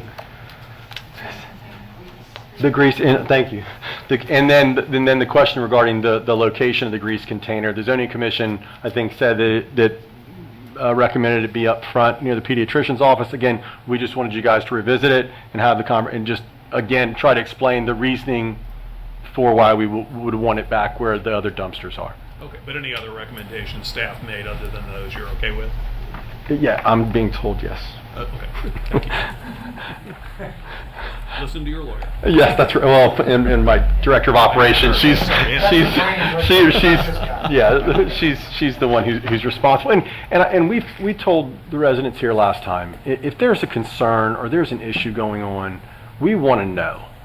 I mean, I think Laura provided her card. If somebody calls me or calls Laura or calls our property manager and there's a concern or there's an issue, we haven't been around for 18 years because we don't do things right. And in this situation, we were made aware of an issue where we weren't tracking our vendors well enough. I'll absolutely admit to that. But since that has come up, I think we've done a better job. Now, as you may know, it's tough to monitor 24 hours a day. But the minute we know something, and maybe it's replacing the reporter. But again, it's a local business. I don't.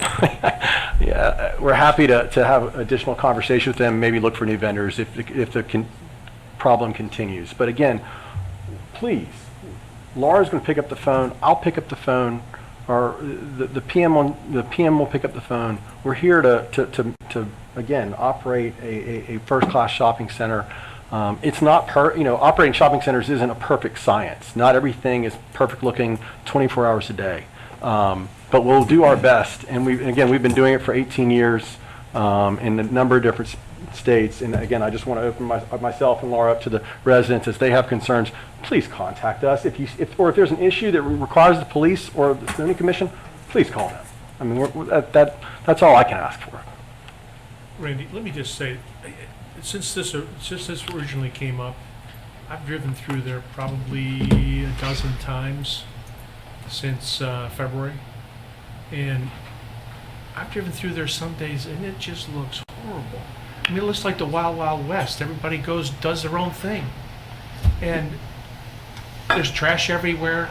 Never picked up. In the rear. The grease thing is really a problem for me because I know it attracts insects and rodents, and these folks live there, and that's a real problem. And If you go out there today, you'll see where grease is spilled on the ground. I mean, I was just there an hour, 2 hours ago. Grease is spilled on the ground. And, I mean, I know you've owned it since 2014, but since 2014, a lot of things have happened there, including, a lot of dead trees where they were supposed to be replaced and weren't. We got all sorts of things going on, including, but not limited to, somebody moving into what used to be the owner of the building's personal storage space in the back. He used to keep his cars back there. He had a lot of nice cars, and he used to keep his cars back there. And it turns into rentable space with, I don't think we got a permit for that, did we? Was there originally? In terms of creating the space or the Moving in. no zoning certificate Okay, position. no zoning certificate. No zoning certificate on the next guy who wants to sell shoes. And all I'm saying is, it looks like the Wild Wild West to me. Truthfully, I know, I looked you guys up, and you guys are pretty reputable. Truthfully, it surprises me a little bit that these many things can take place in a shopping center that has the potential to be as nice as you could make this, but it's not happening. And so it concerns us. It gives us a lot of heartburn at the township when we have a PUD in place and we've got all these conditions being violated. So I want to be honest with you and tell you that that's a real problem for us. And when Jeff called us in January or February, he listed a number of things, and it was a problem for me.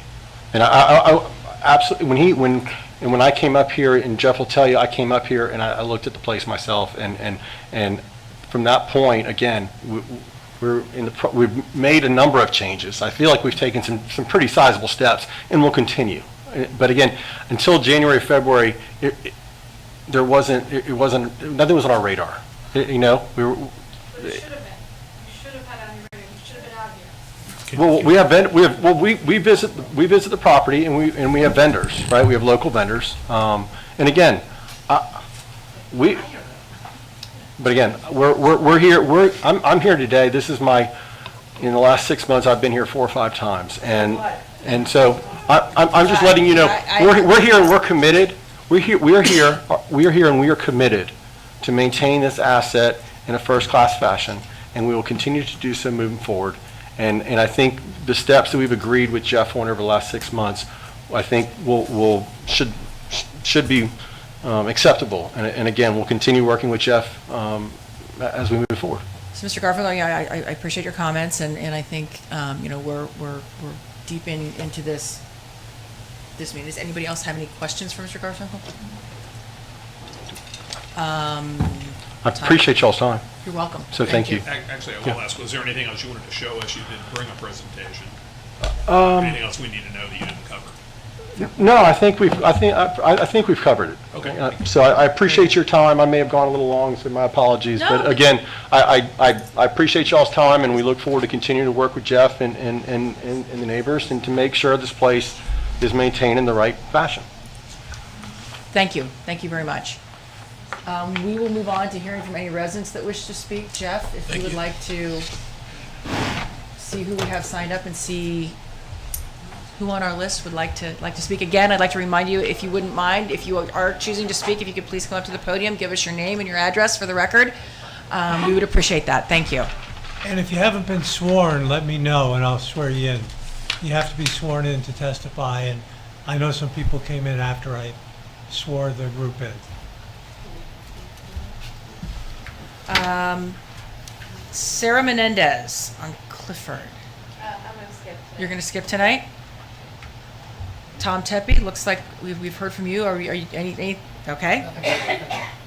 Janelle Bookout.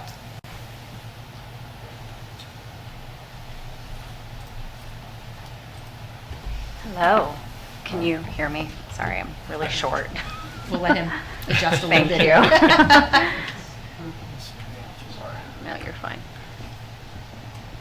Thank you. Can you hear me? Yes. Okay, great. Hi, my name's Janelle Bookout, and I am the co-owner of Homegrown Strength and Conditioning. I also work at Procter & Gamble as a senior account executive in sales. So just a little bit of background on me. So I know this group is a little newer. I recognize two familiar faces, but other than that, just want to give you guys a little bit of background on the business and a couple just additions to what Randy had mentioned a little bit earlier. So my husband and I own this business together. So local small business. My husband is local to Cincinnati. He grew up here. I grew up in the Chicago area. So And John, let me implant stop here. you really quickly. If you wouldn't Yeah. mind giving us your address for Oh, the sure, record yeah. as well. Thank Yeah, you. yeah, absolutely. So I live on 7966 Westgate Park, and that's in Westchester, Ohio.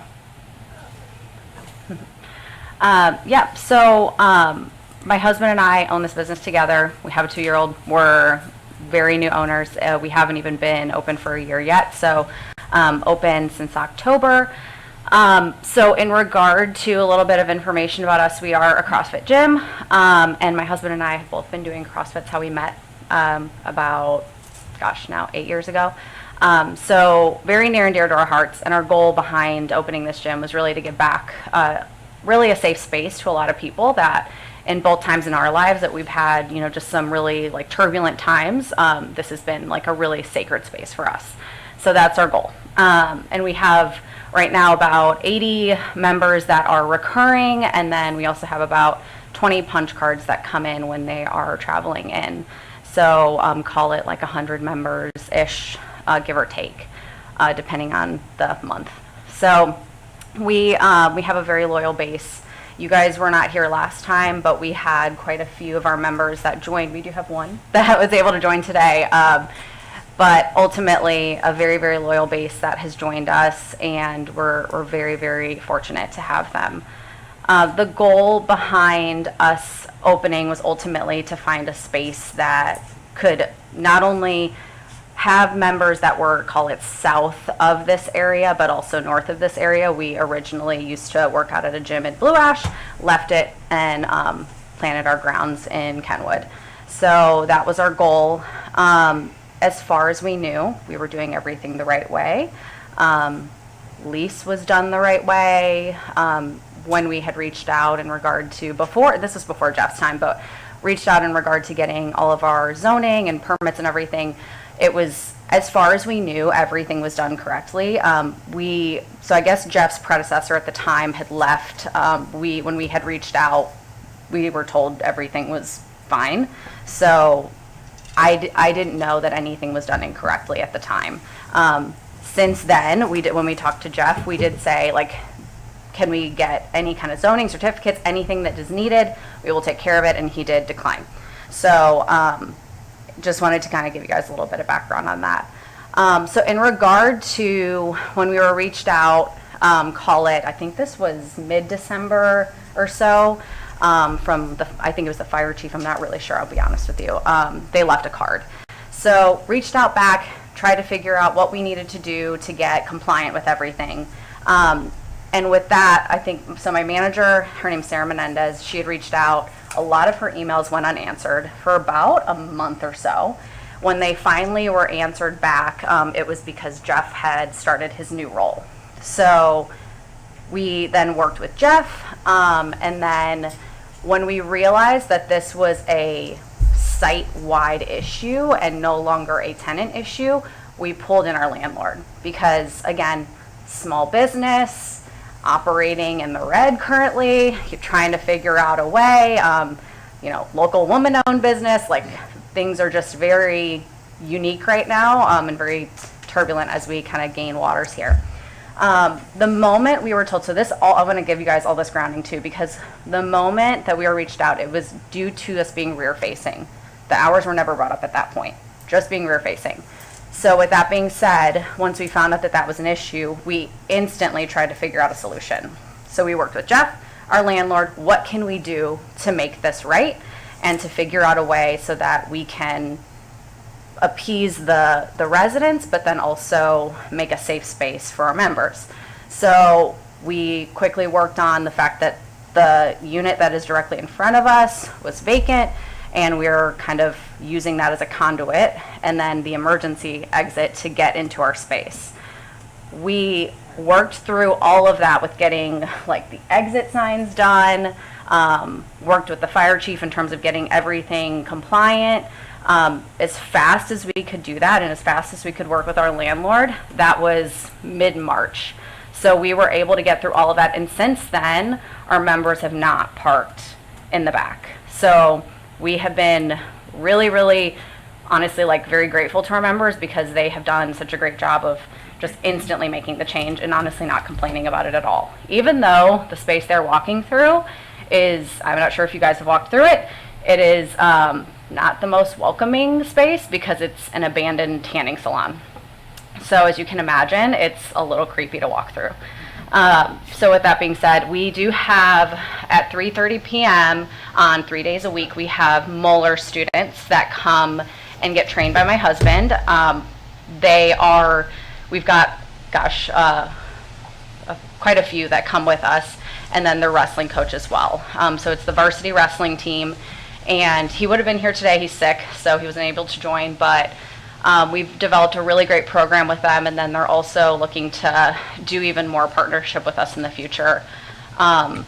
I will be totally honest, the reason why they have been parking in the back is, again, because the space in front is not even parking in the back, being dropped off in the back, is because the space in the front is I just don't feel comfortable having a high school teenage student walk through that. So I've just said, just get dropped off and then get picked up. So very similar to the comment about like the carry out or whatever was mentioned, but and again, that's midday. It's not like it's in the evening. And I know last month, a big concern with us being in the back was because some residents have had issues before we were even open, with people breaking into their cars and hopping the fence and breaking the fence. And I do want to be very clear that that has nothing to do with our space. It happened before we were there.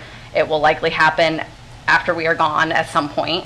So I do want to kind of decouple that from whatever their concern is in regard to like the safety piece, because the members we have are business owners, pharmacists, doctors, nurses, corporate people. Our membership rate is $170 a month. So as you can imagine, if you are a person that is investing that monthly in your fitness, you probably have a pretty decent disposable income. So we are bringing actually people to the shopping center that have a very high income versus probably the people that were there prior to that. In regard to the 5:30 timeframe, Randy mentioned this, I can reiterate, but it is a very crucial time for not just the fact that like I want that. Personally, I don't like to work out at 5:30. That's not me. But there are a lot of people that do. And it is probably our second best attended class that we have. The other time is, as you can imagine, right after people get off work. So with that being said, that time is crucial given the fact that you guys are very aware this is a very high traffic area. It's very important for them to get in, get out. We don't currently have showers available, so people need to go home, shower, go to work, whether that's dropping off their kids or going to work. So that is something that I want to give people a little bit of information about, because that is a very important piece when it comes to fitness and just the need to be able to leave and have the rest of your day. So that is kind of the piece on the hours. In regard to the like outdoor activity, the one thing I do want to mention, because I know you mentioned the member that was outside in September, and he, like, I think that picture was taken as he was like about to close the door, but regardless, our goal and what we have done so far is we've really tried to enforce with our coaches, with our members, to keep the door closed. So if that has ever been done outside of my husband loading in waters, loading in equipment, I truly do apologize. That has never, like, that is, I've been very clear to keep that door closed. And ultimately, when I'm not sure who approached the gentleman that was outside at that one point, but he was like, "I'm so sorry, I'll go right back in." Like, he didn't even know at the time, and it was a member. In regard to like the fact that we have these members that are very loyal to us, I do want to be clear that, and Mike, you can probably say a little bit more about 5:30 being a really important time, but our members, I do want to bring value to them. And remember, I am a small business, so I have a very specific model to be able to provide them with value, and that's to provide fitness. Not me specifically, more my husband. But with that being said, if a 5:30 time frame is not available, I will likely lose a lot of members, and that is going to be very detrimental to my business. And I will likely have to shut down. And not only that, I lose a lot that comes with that. I lose a lot of investment that I've put in personally, and ultimately, like, it affects my whole family. So I do want people to understand what comes with that. It's very important for us to try to find a way to make this work on everybody's end. And I care a lot, and I've talked a lot with the residents kind of on a sidebar. I want to find a way to make this work for everybody.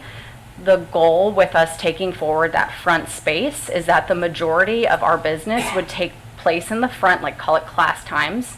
That back space would be essentially storage, and if people want to do like personal training or additional programming, so like very low noise activity, the majority of it would be in the front.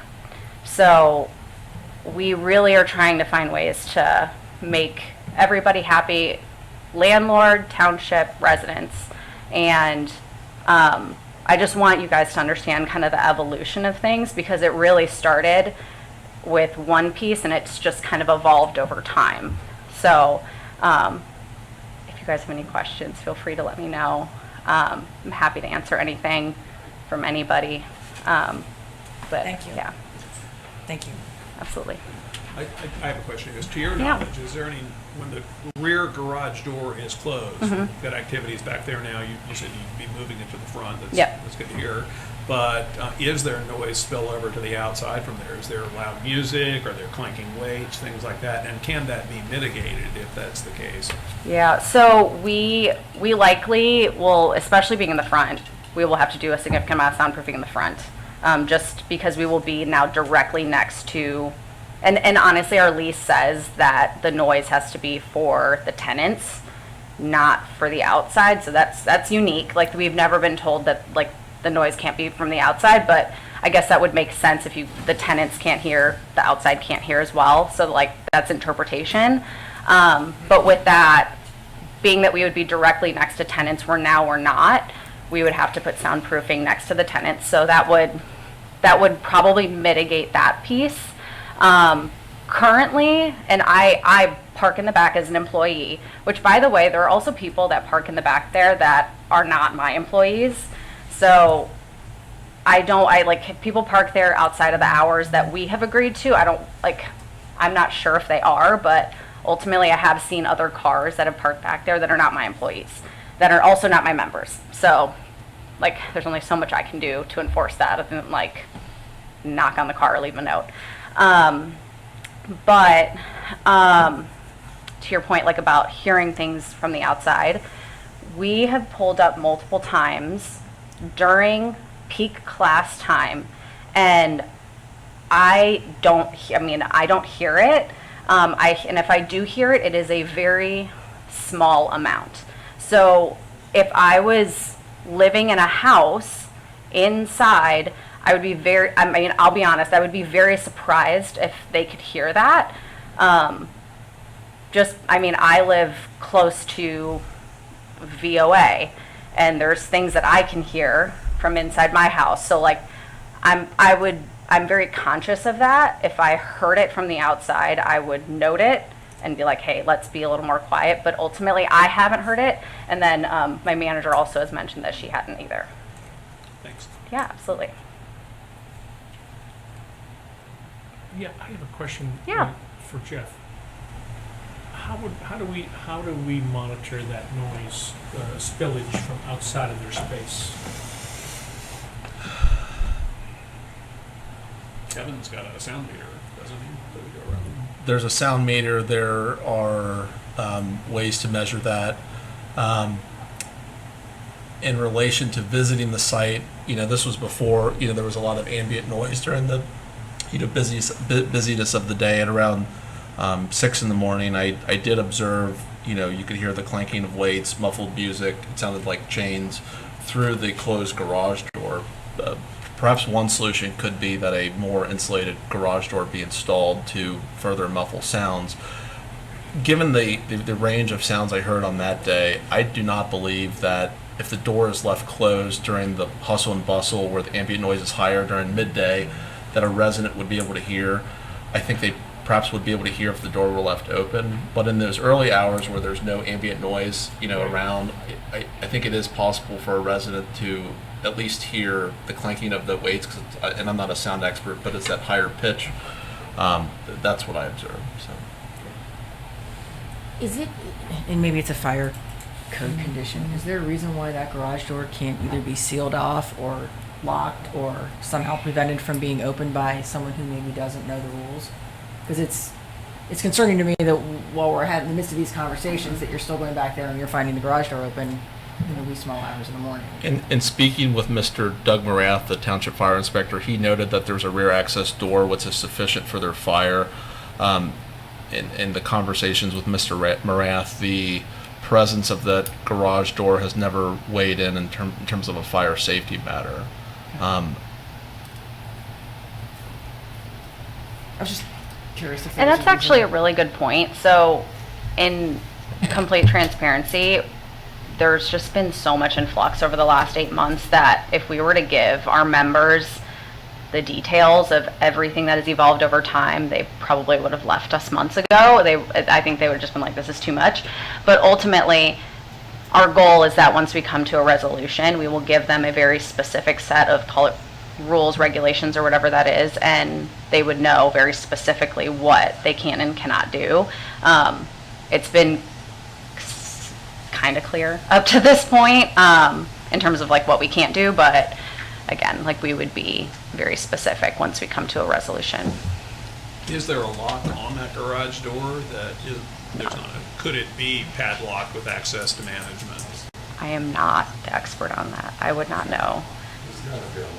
Yeah. Yeah.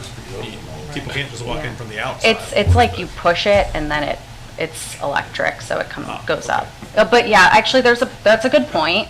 There's a light switch that has to get pushed. It's not a lock, but a light switch has to get pushed in order for it to operate. So it could be access controlled somehow. Yeah. Would the elimination of that door be of some help in this situation?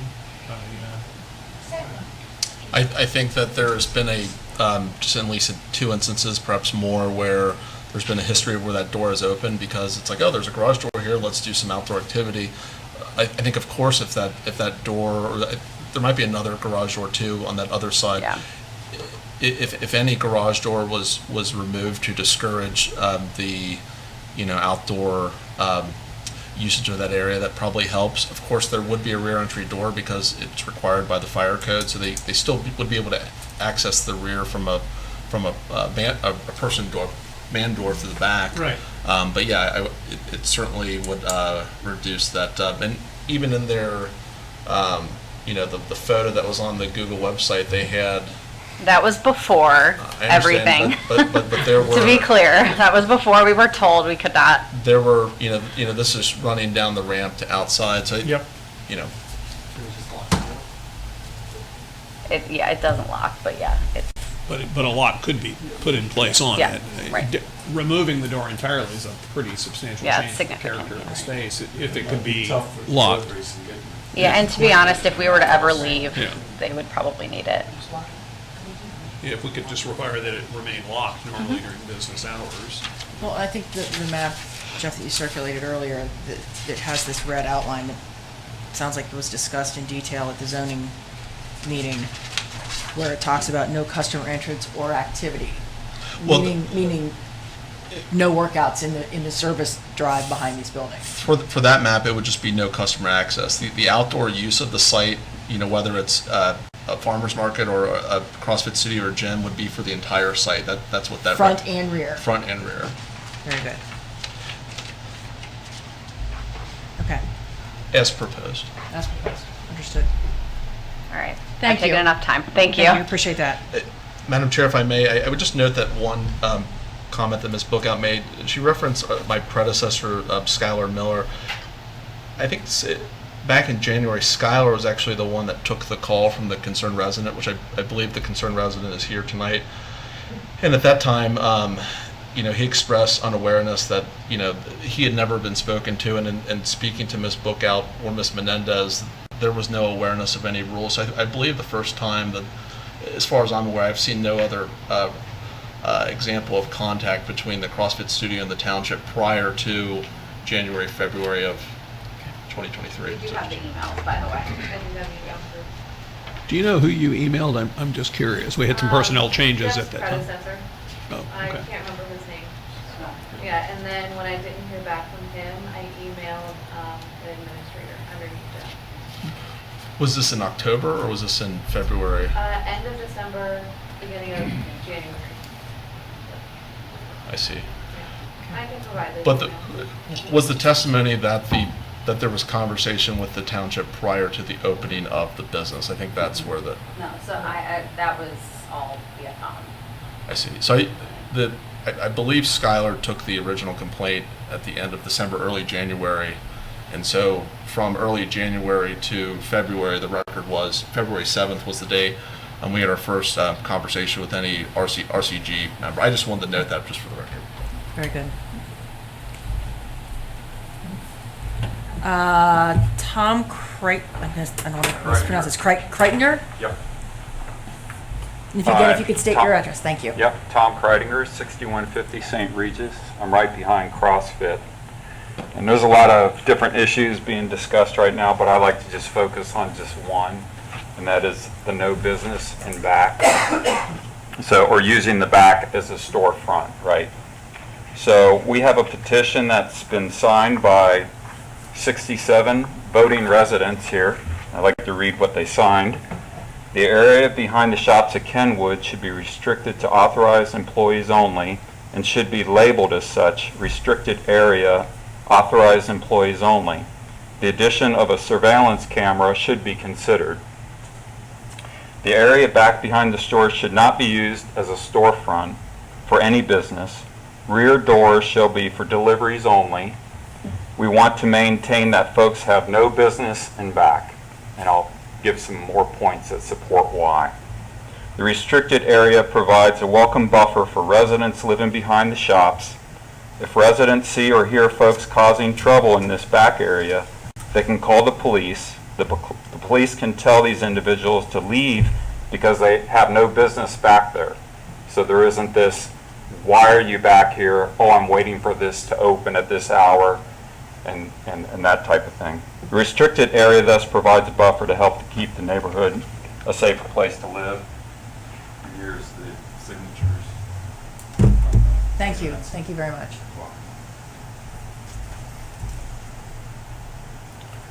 So we've had issues, and it's like you were saying, it's not necessarily CrossFit people doing this, but we've had hooligans back there that are smoking pot, playing music. You hear the loud thumping of subwoofers and that back there. They climb through the fence, because the fence, as you've attested to, Jeff, it's not like there's places you can get through the fence if you want to. And my next door neighbor actually moved as a result of the issues of people coming through the fences. So she said, I can't live here anymore, and basically got out, because she would actually address these people or try to address them when they came through the fence, and she couldn't stop herself from doing that. And they would actually cuss her out and throw things at her. So it isn't like it used to be when I was a kid. You know, you wouldn't cut through people's yards. These people, they don't care, and they feel like they have a right to be in your yard and do whatever they want. I've had my car broken into. I go out in the morning, and all the contents from my glove compartment are laying on the floor. And you know, this is just a reoccurring thing that comes in the neighborhood. In my neighbor's yard, they were building something called a Drano bomb by the fence. And they had this very large containers of Drano, and I don't know how to build one, but Angie Staggy reported the issue to the police. The police came out. They said, yeah, it looks like a Drano bomb. And we're like, what's that? You know, it's like, this is crazy. So I thought, oh, I'll get them. I put up half a dozen motion sensing lights, and I put up 3 Arlo cameras.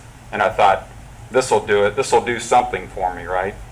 And so I get the alert at 4 a.m. My phone's buzzing me. I pick it up, and sure enough, there's a person with a hoodie pulling on my pickup truck. And so I run downstairs thinking I'm going to do something. I get to the front door. I turn the doorknob, and I thought, what am I going to do? You know, I'm not going out there. This person could have a gun. They could shoot me. I'm not going to go out there with a gun. So the bottom line is the only thing you can really count on doing is call the police. So, and Angie was the one who was always calling the police on all kinds of things, and maybe that didn't get back to you guys, but you know, she would just go directly to the police. The police told her, Angie, don't go back there and try to confront them, just call us. And she'd go back there with a flashlight and, you know, at 2 a.m. and start yelling at them and stuff. But so if there was no business in back, just to summarize, if there's no business in back, nobody has any business being back there. And I think that just makes it much easier for the police to keep us all safe.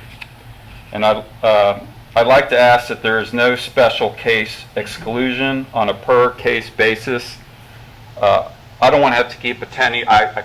We plan on retiring here and staying here, and I don't want to have to come back when I'm 80 years old and you guys saying, hey, we want to change and open the back for business. It's just, the back is the back, the front is the front.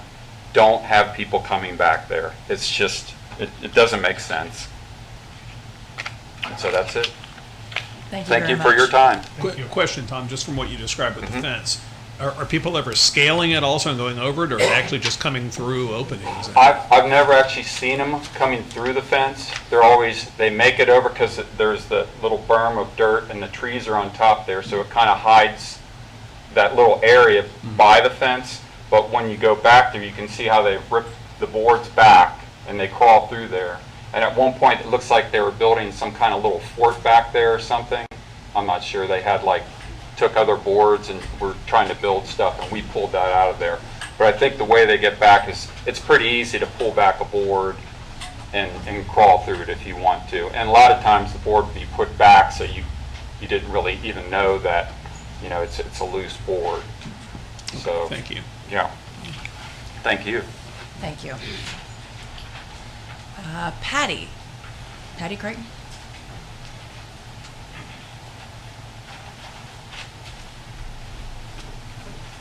Hi, I'm Patty Cardinger, and I live at 6150 St. Regis Drive. That was my husband just talking. I worked with the township on the 2000 PUD, trying to make it, because my yard backs up to it, and trying to make it something we could live with. And we never intended for any businesses to open in the back. We didn't have that as a stipulation because it never crossed our mind that anyone would ever open a business in the back. I mean, that was where the dumpsters were and, you know, deliveries were made and stuff. So it was never stipulated, but assumed that no business would go back there. And we didn't want any restaurants in that back section because we didn't want the rodents and the insects that come with restaurants. And so we certainly don't want that grease container back there. We want it, you know, as far away from our area as we can, because there have been rats in the neighborhood in the past, and we don't want rats, obviously, in our area. Also, as far as the outdoor activity, they've been better about keeping the garage door shut, but I have seen people exercising back there, like groups running, jogging, whatever, and then I've seen them heads popping. I can see over the fence, heads popping up and down. You know, I don't know if they're, you know, what kind of exercises they're doing, but I mean, they're still. I do, and they're not fun. Yeah, okay, yeah. So something I don't want to do and something that shouldn't be going on back there. So, yes, we, you know, if they are exercising inside and they're keeping the noise inside, that's fine. I don't want them running around back behind that building exercising or whatever back there. And then as far as the hours, that's just too early. I mean, we came up with that 1 a.m. to 7 a.m. no operating hours during that time to keep our neighborhood quiet as much as, reasonable. My next door neighbor, he gets home late, and then, that noise can be disruptive for him, to sleep. He might sleep later than, 5:30, I'm sure. I sleep later than 5:30. And then I would think in the leases that the tenants would be given the hours of you're not allowed to open before 7 a.m., that I'm not sure how this ever got to be an issue for us, because it's been since 2000 that they weren't supposed to open before 7. So I'm not sure how the 6 a.m. got permitted to open at 6 a.m. without any PUD discussion and things like that. And then I saw the new landscape or updated landscape plan for the building, and that does look like that is going to be good for the office or the shopping center not seeing into my yard, but it's going to take a while for those trees to grow. And the pine trees that are dead on the mounding that's on my side of the fence that belongs to the shopping center, I can see the shopping center through there. I took a picture with my phone. It's not like the best picture. But you can see where some of the pine trees are dead. I can't see it all, and you probably can't see where the mountain is exactly, but I think you can see where the fence is and where the shopping center. Okay, there's a little bit of white clouds that maybe make it a little more confusing to see for everyone. But It might be good just to pass it to the applicant just so they can see your photo. So, there's dead pine trees, dying pine trees. They're not all dead. Some of them are doing great. But I have a pretty good view of the shopping center, and if they're not replacing those trees on that mounding, it's kind of not going to help. Are those trees on your property or theirs? Theirs. And I'm also concerned, with the potential erosion issue, because the roots of those trees help hold that mounding in place. I mean, I'm no, landscaping expert, but I'm a little concerned with that. So that's all I had to bring up with my concerns. Can I ask you a question? Sure. If they were to move the workout facility to the front with total access from the front, would you feel any different about the 5:30 versus 6? Well, I'm not crazy about it ever changing from 7. So, I can't. I'm concerned. My neighbor really is not happy about the 5:30 at all. I guess I feel like we're going to keep coming back here over and over again to fight over the hours. I'm afraid GFS, when they find out that these places get to open at 5:30 or 6, that then they're going to want to open that early because, they serve restaurant customers and institutional customers, schools and stuff, that they may want to, they're like, oh, well, our customers need access to our services, prior to 7 or something. I don't know. I'm just concerned with the hours. One of the reasons why I asked that question earlier about if the restaurant closes and somebody else opens another restaurant, I wanted to be able to ensure that we can get back to 7 o'clock. Frankly, Yes, thank you. I don't have a good answer, and I don't think Jeff does because he wasn't here. on why an approval was given to that restaurant to open at 6 o'clock because we had a PUD in place that said 7 o'clock. I cannot answer that. I don't really know for sure. Our former zoning administrator's not here, so I really can't ask him. But in my opinion, that shouldn't have happened. And we had look, I'm the only person that's left here that was in zoning in 2000. So I know all about this case. I've known about this case all along.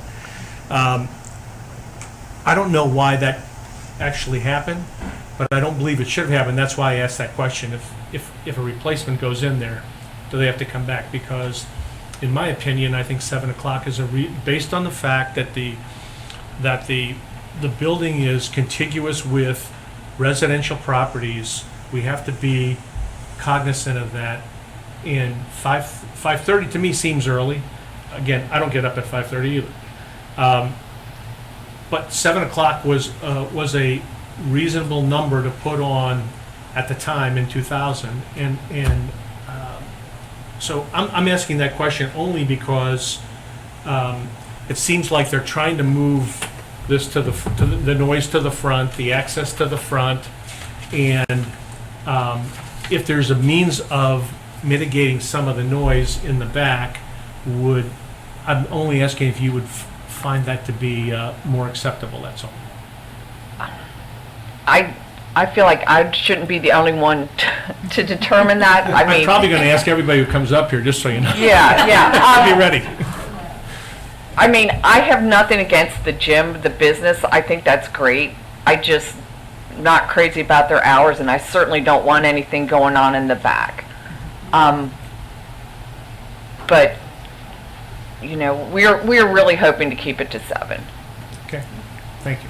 Thank you. Related question. Oh, sure. Too. Yeah. Sorry. Tom's right on this too.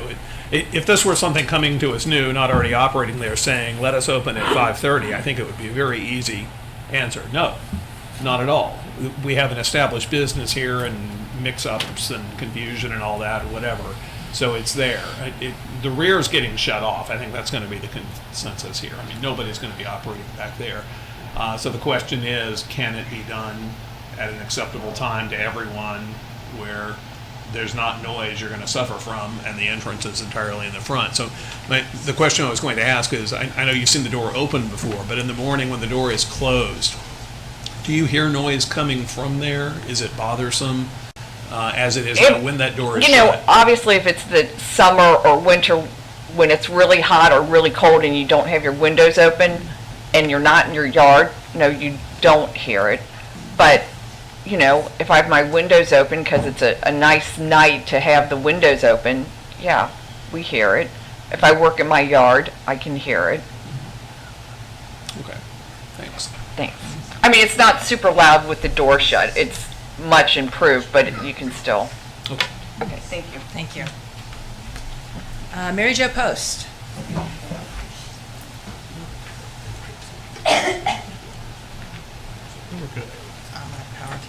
Good evening. Thank you for your time. Thank you. I'm Mary Jo Post. I live at 6946 Rosemary Lane. And I'm really cold, so your air conditioning works really good. So here's my concern. I started my career in property management. My background is finance. And I am really concerned about this management company. You have been there since 2014. I understand that you own this since 2014. So when you bought it, these restrictions were already in place. Now you have tenants going in there. They're not getting the guidelines. You've moved these people in there when they never should have been there. I don't understand why they are not getting a occupancy certificate. I don't know why all these changes happen and nobody ever seems to know about them, but these tenants go in. I also know from a property management standpoint, we're only as good as the property management company. So why your property management manager who's actually on site is not walking this property on a month or a daily or bi-weekly or 3 times a week around the back, seeing the trash, seeing the grease spots. I'm sorry, but she would never have a job at the management company that I was with. We were on top of our tenants. And for you to allow this to happen, to fix your building and have chicken wire up there, it says to me that you're not serious about making this a Class A management facility or a building or wanting tenants like that. You're not serious about this, so why am I going to trust you that you're going to fix everything and it's all going to be pretty trees and it's all going to be better? Because, I mean, the doors open and then the doors closed, and we now, not supposed to open till 7, but we're opening at 6, and now we're opening at 5:30. So there really doesn't seem, as a management company, that you're actually concerned about the people that you are serving and actually the residents behind it. That's me. Thank you. Rachel, can I just ask you that same question about time? Yeah, I don't really see any reason for them to have to open before, or any of those buildings there to open before 7 a.m. Because, like Patty said, you know, GFS can come in now and say, hey, I can get my deliveries early. I mean, we still hear, I mean, even with my windows closed and it's hot at night or something like that in the middle of the summer, I still hear the garbage truck at 4:30 in the morning picking up garbage and that big bang and stuff like that. If I'm leaving the house early in the morning, or I'm out walking the dog early, you know, I can hear everything that's going on around there. Rumpke's violating our noise ordinance if they're the ones picking up that early, by the way. Please Yeah. do call the township and report it, because we So, can get I mean, after but it. I've been there for, you know, I think 15, 17 years now, and it's been constant. And if they're going to take over the garbage, for this property management team is going to take over the garbage, I'd like to know exactly what that actually is going to entail. So that's it. Oh, one other thing. You know, if everything's been, you know, we had all these rules in place and everything for so long, since 2001, and it was working, then there really doesn't need to be a change from it. Thank you for your time. Thank you. Thank you. Steve Conaway? My wife, she came late where she needed to be sworn in or signed in. Are you going to testify? Yes. Please raise your right hand. Do you swear the testimony you're about to give will be the truth, the whole truth, and nothing but the truth, so help you God? I do. And ma'am, what was your name again? Marguerite Nordland, Margaret. and this is my husband, Steve Conaway. I and my husband bought the house 6941 Rosemary Lane over 20 years ago, and then we moved across the street to 6051 St. Regis. So I am literally right across the street, and we live there now, and we've lived there for the last 5 years. Okay.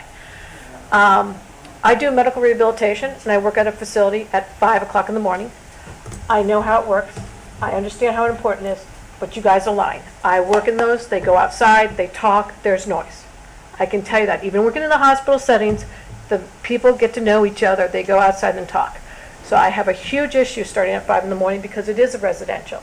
I'm at a hospital facility doing the medical rehabilitation.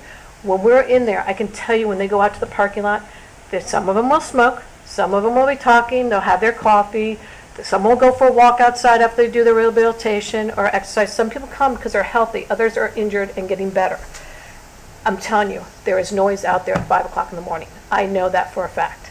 So, putting it next to my residential area, I am up, I admit to that, but I don't make noise. I don't let my dogs bark at 5 in the morning. I know you wouldn't let your dogs bark at 5 in the morning. So why should they be making noise outside my house at 5 o'clock in the morning?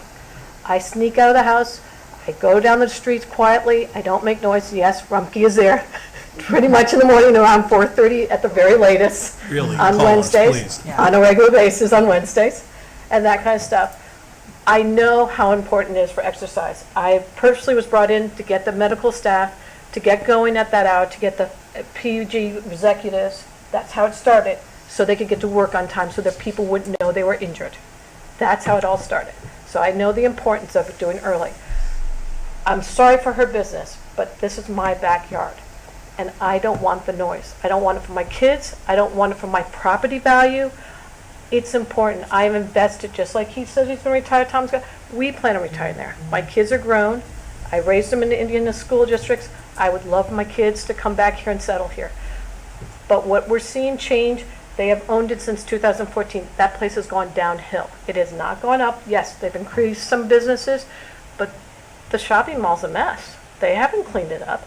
The dirt, the rats, the pits. I understand the importance of having businesses, but we have to protect the residents too. We're the ones who have to live in it. They live in Georgia. They don't see it. And if I bought a company, I would be going there and then checking it out every once in a while. Not coming once every 6 months because somebody calls you. You own it. You get your butt and go look at it. It's your responsibility when you buy something. I own my house. I take care of it. I don't let it fall apart. And I think it's only fair to us residents that they take responsibility and move it up. They need to put the cleaning areas in there. I don't like the rats. Do you want rats in your house? It's disgusting, the smells when they get it with the food outside, when they have a lot of food left over, and then the grease pits, you can see the rats come out. And that's really, it's kind of scuzzy when you get up in the morning and you have that. And I appreciate everybody needs to make a living. But I think there's a way we can come to compromise. Start at 7, I get it. All the businesses stay the same, make it even, and all that kind of stuff, because I know once we give one exception, it's going to continue down the way. And it's not fair. It's just not fair to give one person favoritism over another. I think it needs to be the same for all the businesses. We all meet the same rules. The door needs to stay shut unless you do put a lock on it. I guarantee you, because we happened at the hospital, they prop our door. I know that, and the security guard has to go around, and we have a security guard that has to sit there at 5 in the morning because people will prop it because they want the air to come in because they're hot from working out. You said it was cold, I know, but they complain in the exercise room, they're hot. So they're opening the doors, trying to get more air in. So that door is going to open up again, over and over again. And I know they're going to try. I really do know people try hard to keep the employees from doing things or members, but it's going to happen. And which means there's going to be more noise, there's going to be more things happening, and yes, the thievery is going to continue to go on, and it's not always because of certain business, it's kids who have nothing to do. And I know it's a combination, but if you start bringing a lot more people in there, it's going to draw the kids even more. So I really would appreciate that we push it back to 7, that we try to find a way to make it so that it's not as noisy for other people and that kind of stuff, and be fair to everyone and just make it even across the board for all the businesses there and that kind of stuff. And that grease pit needs to be away from the residents. I mean, it really does. Who wants that out the end of their driveway? No. I really do appreciate, and I'm sorry, but it's really changed our lives, the noise and everything that's coming back, and I know it's hard on everybody. But we just want to make sure that we try to protect as much as we can, because we're going to expand, we're going to continue to grow, things are going to change, but as much as we can, we got to think about everybody involved. So you're a definite maybe on 5:30, is that what I heard? I'm just kidding. Can I get my work to moving back to 5:30? Thank you. Since you were the one who, or you were involved in this original zoning change to make, I assume this was residential, and then we had this in place so that we could zone this area for business? Is that why we have this PUD?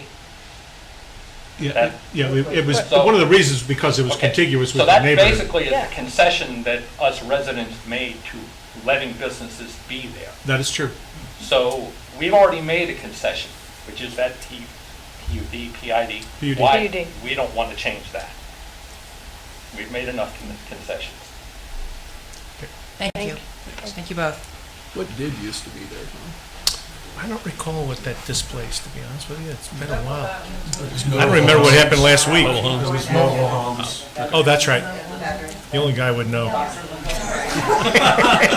That was halfway through your tenure with the township when this happened. Yeah, okay. Looks like the next name on the list is Brian. Is it Michael Brian?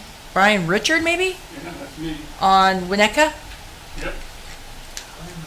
I think it's Brian M. Richard, that's why I was. So I was like, Michael, Mike Richard?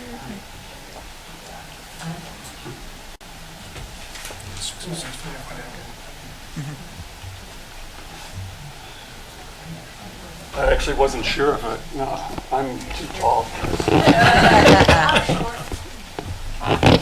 How's this thing move? Oh, yeah. That's good. Yeah, that's fine. Can you hear me? Yes. My name is Brian Richard. I live at 6065 Winnetka. So I'm kind of directly behind get my directions straight, the south side. So there's 8 houses at the end of Winnetka Drive that were, to a little history for you, the original buffer for the original retail that went into that space. So the second part, I think, is your 2001 addition, which was the BW and all that stuff that came on that one side. So we were the 1995, so pre-95. I'm just going to pull up the Cages map. And so too. Yeah, that'd be great. Yeah, and then, something on the fence, the privacy fence that goes around, in the space on the our side of it, there's a 10-foot easement that the property is owned by the developer, and we have access to that land forever, but they have the obligation to maintain it, which is to your point. And it's in the easement, so it's out there somewhere. You dig back far enough, and is to take care of all the trees and stuff that are on that berm that was built on there. So personally, I'm the president of the Winnetka Court Homeowners Association, which is the 8 houses that were built as a buffer between the old neighborhood and the retail space back in the 90s. So we never hassled you about what was going on in the berm because I always left it up to the person living on that corner because it was their property, essentially, that they were looking at. And we had a guy living there for the longest time who didn't want anybody even walking on his land. So I'm not going to come and tell you to do something that he's going to run out, with a pitchfork and try and stab you while you're trying to fix it. So, you just got to, it's like herding cats. You got to get 8 people to agree to something in an association to make it work, and you can't do it. So you just try to keep people happy. And I think we've always done that. Now, we have had some problem with trees starting to die, say, the last 5 years, and it's a little sparse. But personally, I would still turn to that homeowner and say, do you want us coming in and doing anything? If they don't, I'm not going to tell them that they should have to do it. So I kind of put it up to them in that regard. So we've done that. But let me I'm going to reiterate a lot of stuff, but I'll do it quickly because I'm going to agree with the people in the neighborhood. There's no question we've had issues with people climbing that fence for decades, okay? And the fence gets knocked down, it gets built back up, it's not, you don't need a big kid to knock a fence down. Just if they want to do it, they'll do it. And so to me, it's more of an issue of security. And can you put cameras up? Can you put no trespassing? We're watching you from above. Today with technology, it costs less to put trees, put all that shrubbery in. It's going to cost to put in a little bit of security to try and scare people off a bit, to just keep them out of that back area. And so maybe something like that. I don't know. I don't know the exact answers. A door lock on your door you can go to Home Depot and get a door lock. I mean, it's not a big deal to keep that door locked and then still have access to do the things that you have to do. So there's a lot of little things that just don't seem that complicated to me. They probably are. On the garbage in the vat, whatever, the grease vat.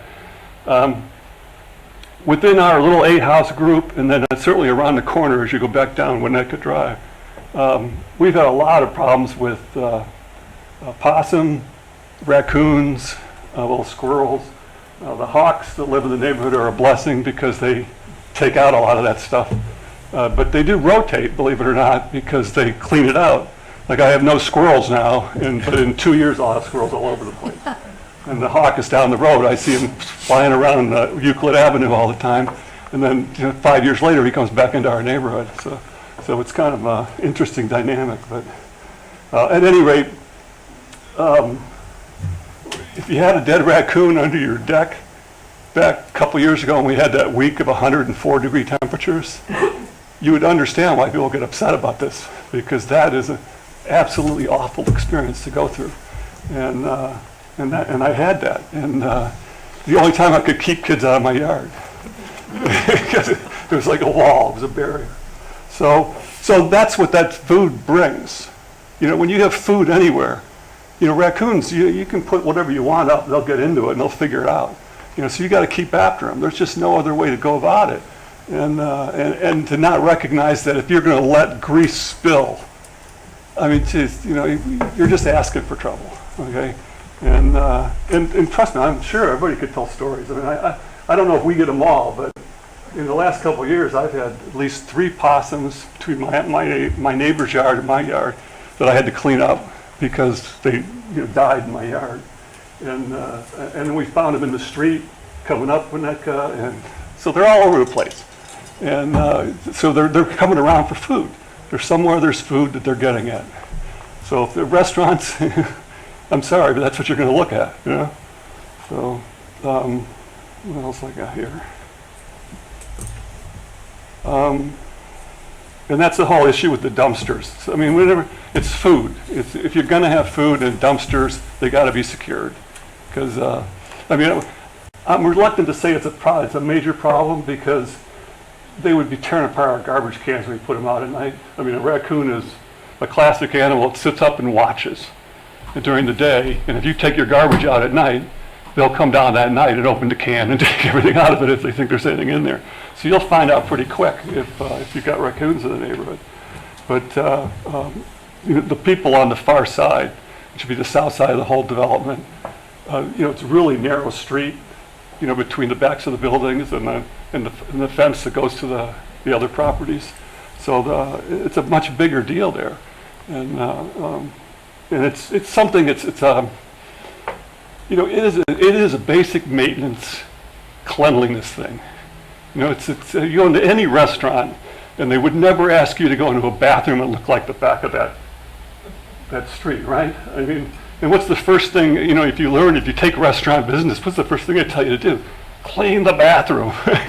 Because people walk into it and they associate you with that process, and they leave, they don't come back. So it's a real deal. The hours thing, I mean, it breaks my heart, to be perfectly honest. I feel like you've done everything. I don't feel like the people that rented these places did anything wrong.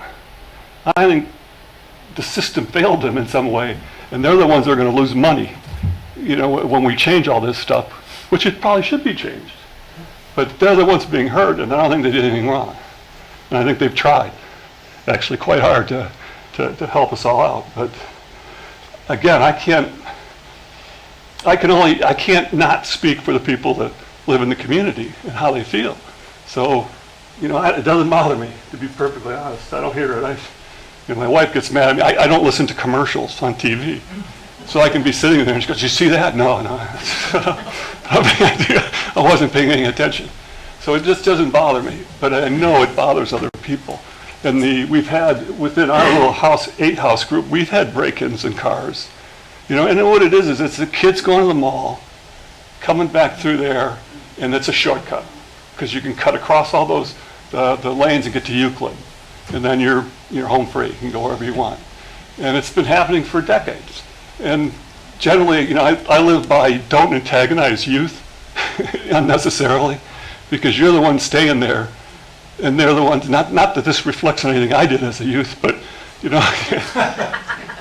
unless it's really a bad problem, you just let it go. They're just being kids, And so now it's when you're breaking into cars and you're tearing down a fence, and then I go back there and to talk about it, I went back, I hadn't really been back there for years. And when the first meeting back in, I guess, early August or maybe July, I went back there, and there was a hole. I would call it a sinkhole. It was not a hole in the driveway. It was gigantic. You wouldn't drive a truck by it or through it. And if a car went in it, they wouldn't come out. Okay, and that was there. Now it's filled. Now whether that'll last, because water and asphalt don't mix, right? So, and then the whole back, all the noise that was coming from the trucks and stuff driving back there, it was because of the road was so terrible. I went back there and it's like, it's like this, and so these big, delivery trucks, semis are crashing through there, and that's what you're hearing. I thought it was the garbage trucks a lot of times. They are in the morning. I'm not going to take that away. The garbage trucks do start way too early, but during the day, it's just these delivery trucks. And it's the road, because they're hitting this thing, and they're not. I went and looked at them. They're not driving that fast. It's that they're slamming. They're down in this stuff, and they've tried to level all that out a little bit, and they put some effort into it, there's no question. But, like I said, it's asphalt and water. It's not going to last the way it's set up. And it would be, arguably, it would be expensive to really fix it right. So finally, the last thing I'll say is the security issue. Can't there be a reasonable way to get the police? I mean, they know about it, okay? There's no question. And occasionally, if I'm up at 4 o'clock or 3 o'clock in the morning, I will see the Sycamore Township cop car coming down Winnetka. Will come all the way down to our street and turn around somebody's driveway.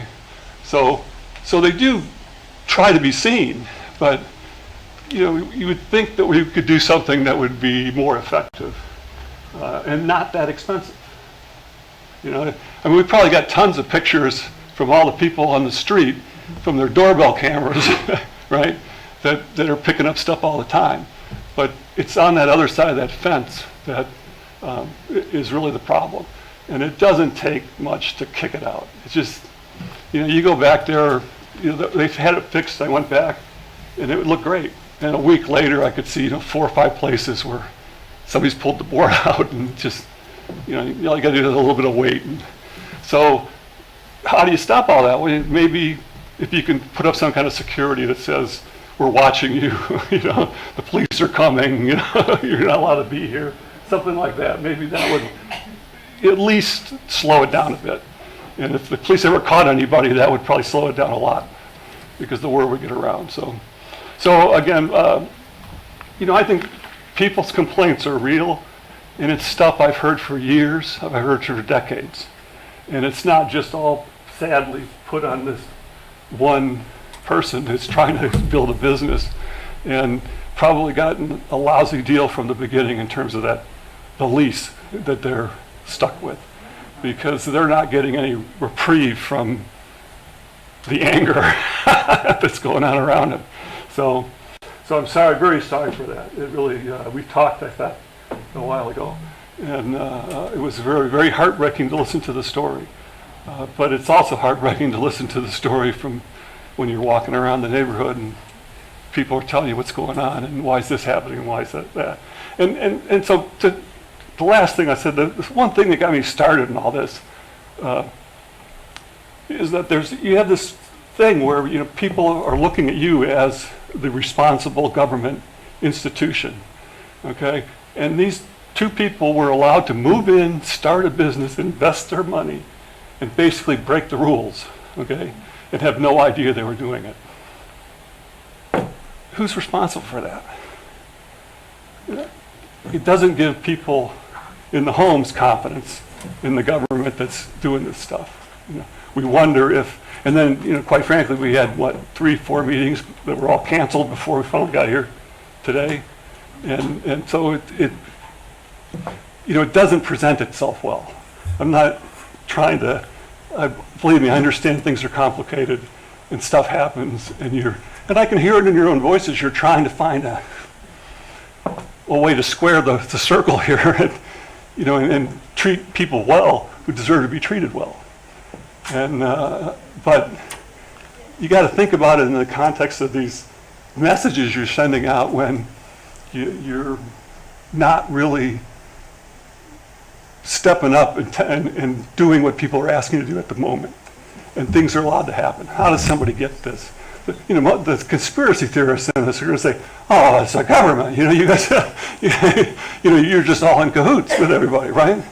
And I'm sure you hear that all the time. So I won't say it. Ignore what I said. Sir, related to a few of the cancellations, staff and the applicant, there was some good Yeah, faith. and see, nobody knows that. Right. So they just look at it and say, "Oh, yeah, they didn't care," or they're in with it. Somebody, well, I'm not even get into the weird conspiracy theories, but it's just a gap that you've created between you and your constituent.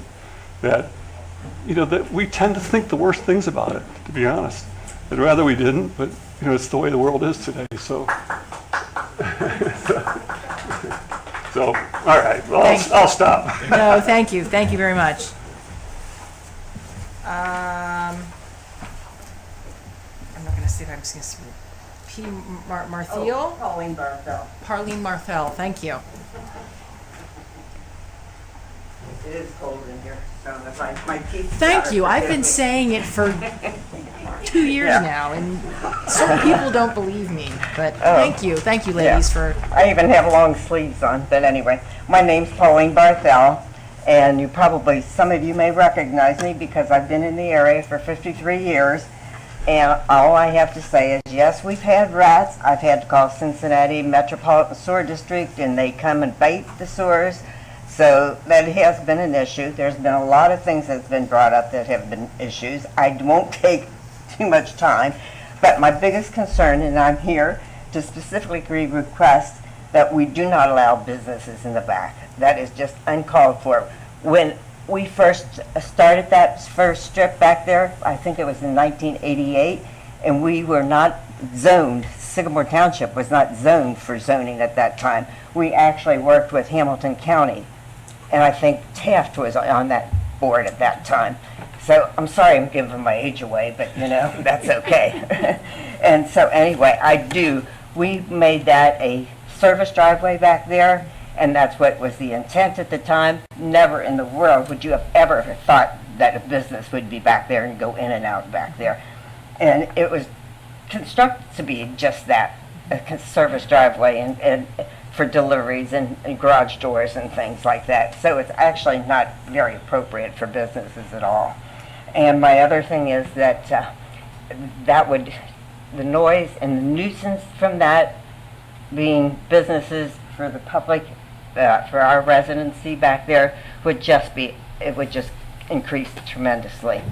The other thing is, I am not for opening at 5:30 in the morning. I'm sorry, people have schedules.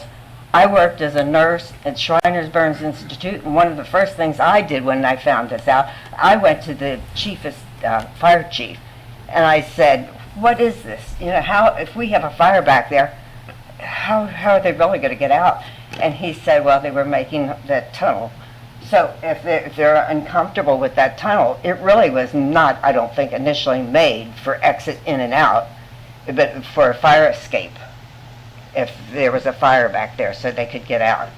And I know that there's cars parked back there. I'm probably one of the people that unfortunately have been able to drive through back there more frequent than most people do, because years ago that drain basin back there collected mosquitoes, something awful. And so I would keep watch. I'm sorry, I'll tell you the truth, I really do. And don't laugh, Tracy. Well, when you live in a house for 53 years, you protect your interest. Sure. And so that's what I was concerned about. And so I specifically would like you all to honor at least not the businesses in the back and the timing. So I won't take any more time because I can go to pick where it's warm. But thank you so much for all you've done over the years. Pauline, one item of business before you go put your sweater on. It's in the car. Can you give us your address for the record, record, I'm sorry, please? 5953 Winnetka. Thank you. And I'll tell you where it is. If you come back to St. Regis, if you don't turn left or you don't turn right, you'll be in my front window. Very good. Thank you very much. Thank you. Well, I try to be. There you go. We all like neighborhood watch, folks. Thank you. Thank you. Boy, I'm gonna have a hard time reading this. Is it Carol on Winnetka? Yes. 5960 Winnetka? Yes. Yeah, I think it's Carol, 5960 Winnetka. And I'm having a hard time. I wasn't sworn in, I'm sorry. That's okay. Larry, she needs to be sworn I in. swear I'm gonna tell the truth. I have to say it first. Okay. Do you swear that the testimony you're about to give will be the truth, the whole truth, and nothing but the truth, so help you God?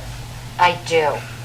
And your name and address for the record, please. Yes, Carol Schneider, 5960 Winnetka Drive, right back here. I'm going to be short. I'm just going to say it again.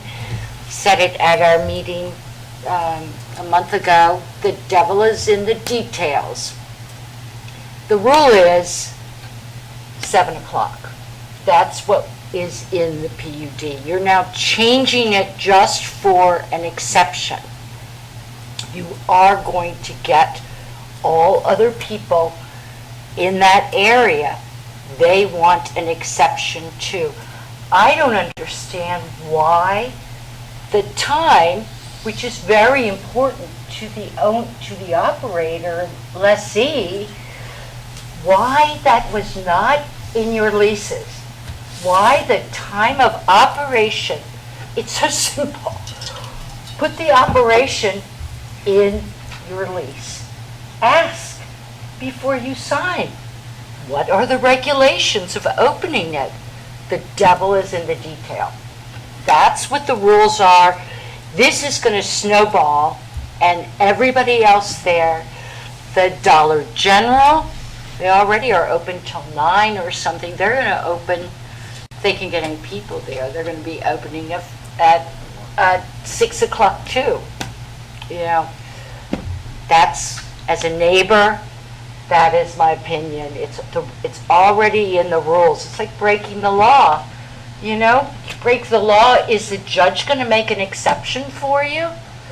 I doubt it. Only in California. Only in California, right, exactly. Okay, Thank you very all much. for all that you've done, and I had to work with Skylar for a year last year, and I really appreciate what all of you have done. Thank you. Thank you. Mary Shea in St. Regis. Meg. Meg, sorry, Meg. Meg Shea. Meg, it is Meg. I passed. Oh, you're passing. Okay. Sorry. Michael Benedict. Okay. Mike Sunderman.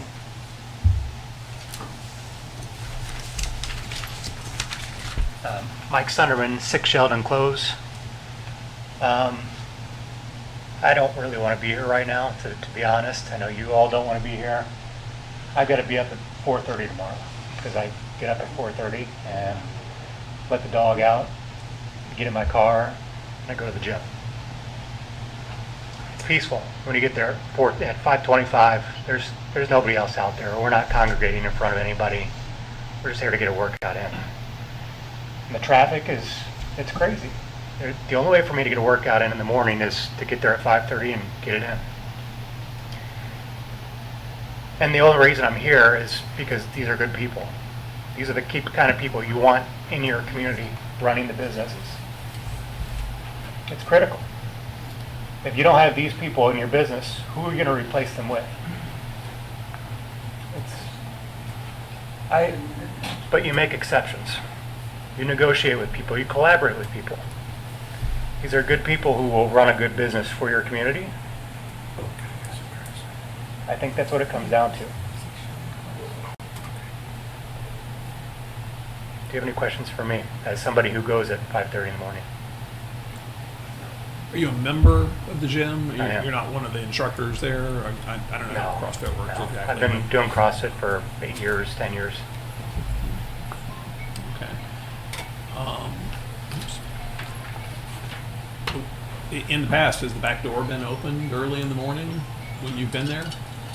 Originally, yeah, but I mean, now no. I mean, the morning knows the rules. Like, if you're getting up at 5:30, you're not screwing around. You're there for a reason. You're there for a workout, and if the people there are telling you this is what you need to do, it's what you do. So I think you're going to see everybody. I welcome you. If you work out in the morning, come for a class sometime. It's a great place. But come at 5:30 and see what it's like. It's very peaceful. It's very quiet. We do have some music in there, but as far as outside, you're not going to tell that there's a gym operating in the morning. And most importantly, it's a half hour. 5:30 versus 6. I know there's a trade-off. It's 7. 7 is the thing they signed up for. It I was agree. 7. I agree. The current spot we're negotiating from is 6, and the difference is 6 versus 5:30. No, we're not negotiating. Everything's a negotiation. It really is. That's why you're here. In the real world, we collaborate. We work. We give and take. Folks, it's important I've that lived there since I was 6 years old, and I'm 75 now. folks, it's important that only the folks at the microphone can speak, because this is being recorded and it's public record, and none of what is out here is going to make it into the public record. So it's important that we keep to the rules, and that those who have the microphone have the microphone. Does anybody else have any questions for Mr. Sunderman? What's your zip code for your address, by the way? 45227 for Marymount. Sorry, I just Thank moved you. there. I lived on Euclid Road, so I'm very Okay. familiar with the area. I was going to say, I don't recognize the road in the township, so I wanted to figure out where you were. Yeah, it's Okay, thank you. in Marymount. Thank you. Thank you for being here. Thank you. And just one more thing. It's a half hour. I mean, just keep that in mind for somebody who did get pulled into a whirlwind and they weren't really supported the way they should be. I feel for them. I think everybody does. But I would think about what is the trade-off for that half hour for somebody who started a business who is the ideal fit for a place like Kenwood. Thanks for being here. Sharma and Bob Browning. Does Bob pass also? Okay, just wanted to make sure. P. Barthel on 5953 Winnetka. Sorry, I signed twice. Oh, you signed twice? Oh, it is. Look at you. You are on there twice. I wasn't sure I signed on. Just wanted to make sure, Just right? wanted to make sure. After all these years, I don't want to be this. Jerry Stuckey, 6th Avenue. That's for the regular meeting. So we moved on to the regular meeting. Okay. Oh, thank God. Regina Stuckey. Okay, that's the regular meeting. Okay. Barry Martin, 6970 Rosemary. Here. Okay? This is where I own this house now. My father died at 101 and a half minus 3 days. Wow. I inherited the house I grew up in and lived in on and off for the last Oh, I see it. 6960. They would have remembered your mother. Yes, they would have. My name is Barry Martin, 6970 Rosemary Lane. I'm here against the grease, and I'm here against the 5:30. You start the 5:30, everybody's told you, everybody else, then the veterinarian's going to have to be open at 5:30. Everybody's going to have to be open at 5:30. That's it. Thanks. Thank you for being here. Thank you. Okay, that concludes everybody that is signed up on our list here. Anything else from the folks at the table? Mr. Ucott, or anything else before I close the public hearing? I have nothing further, Madam Chair. Very good. Then at 7:48 p.m., we're going to close the public hearing, and we are going to take a brief break. We're going to resume our regular trustee meeting at 8 p.m.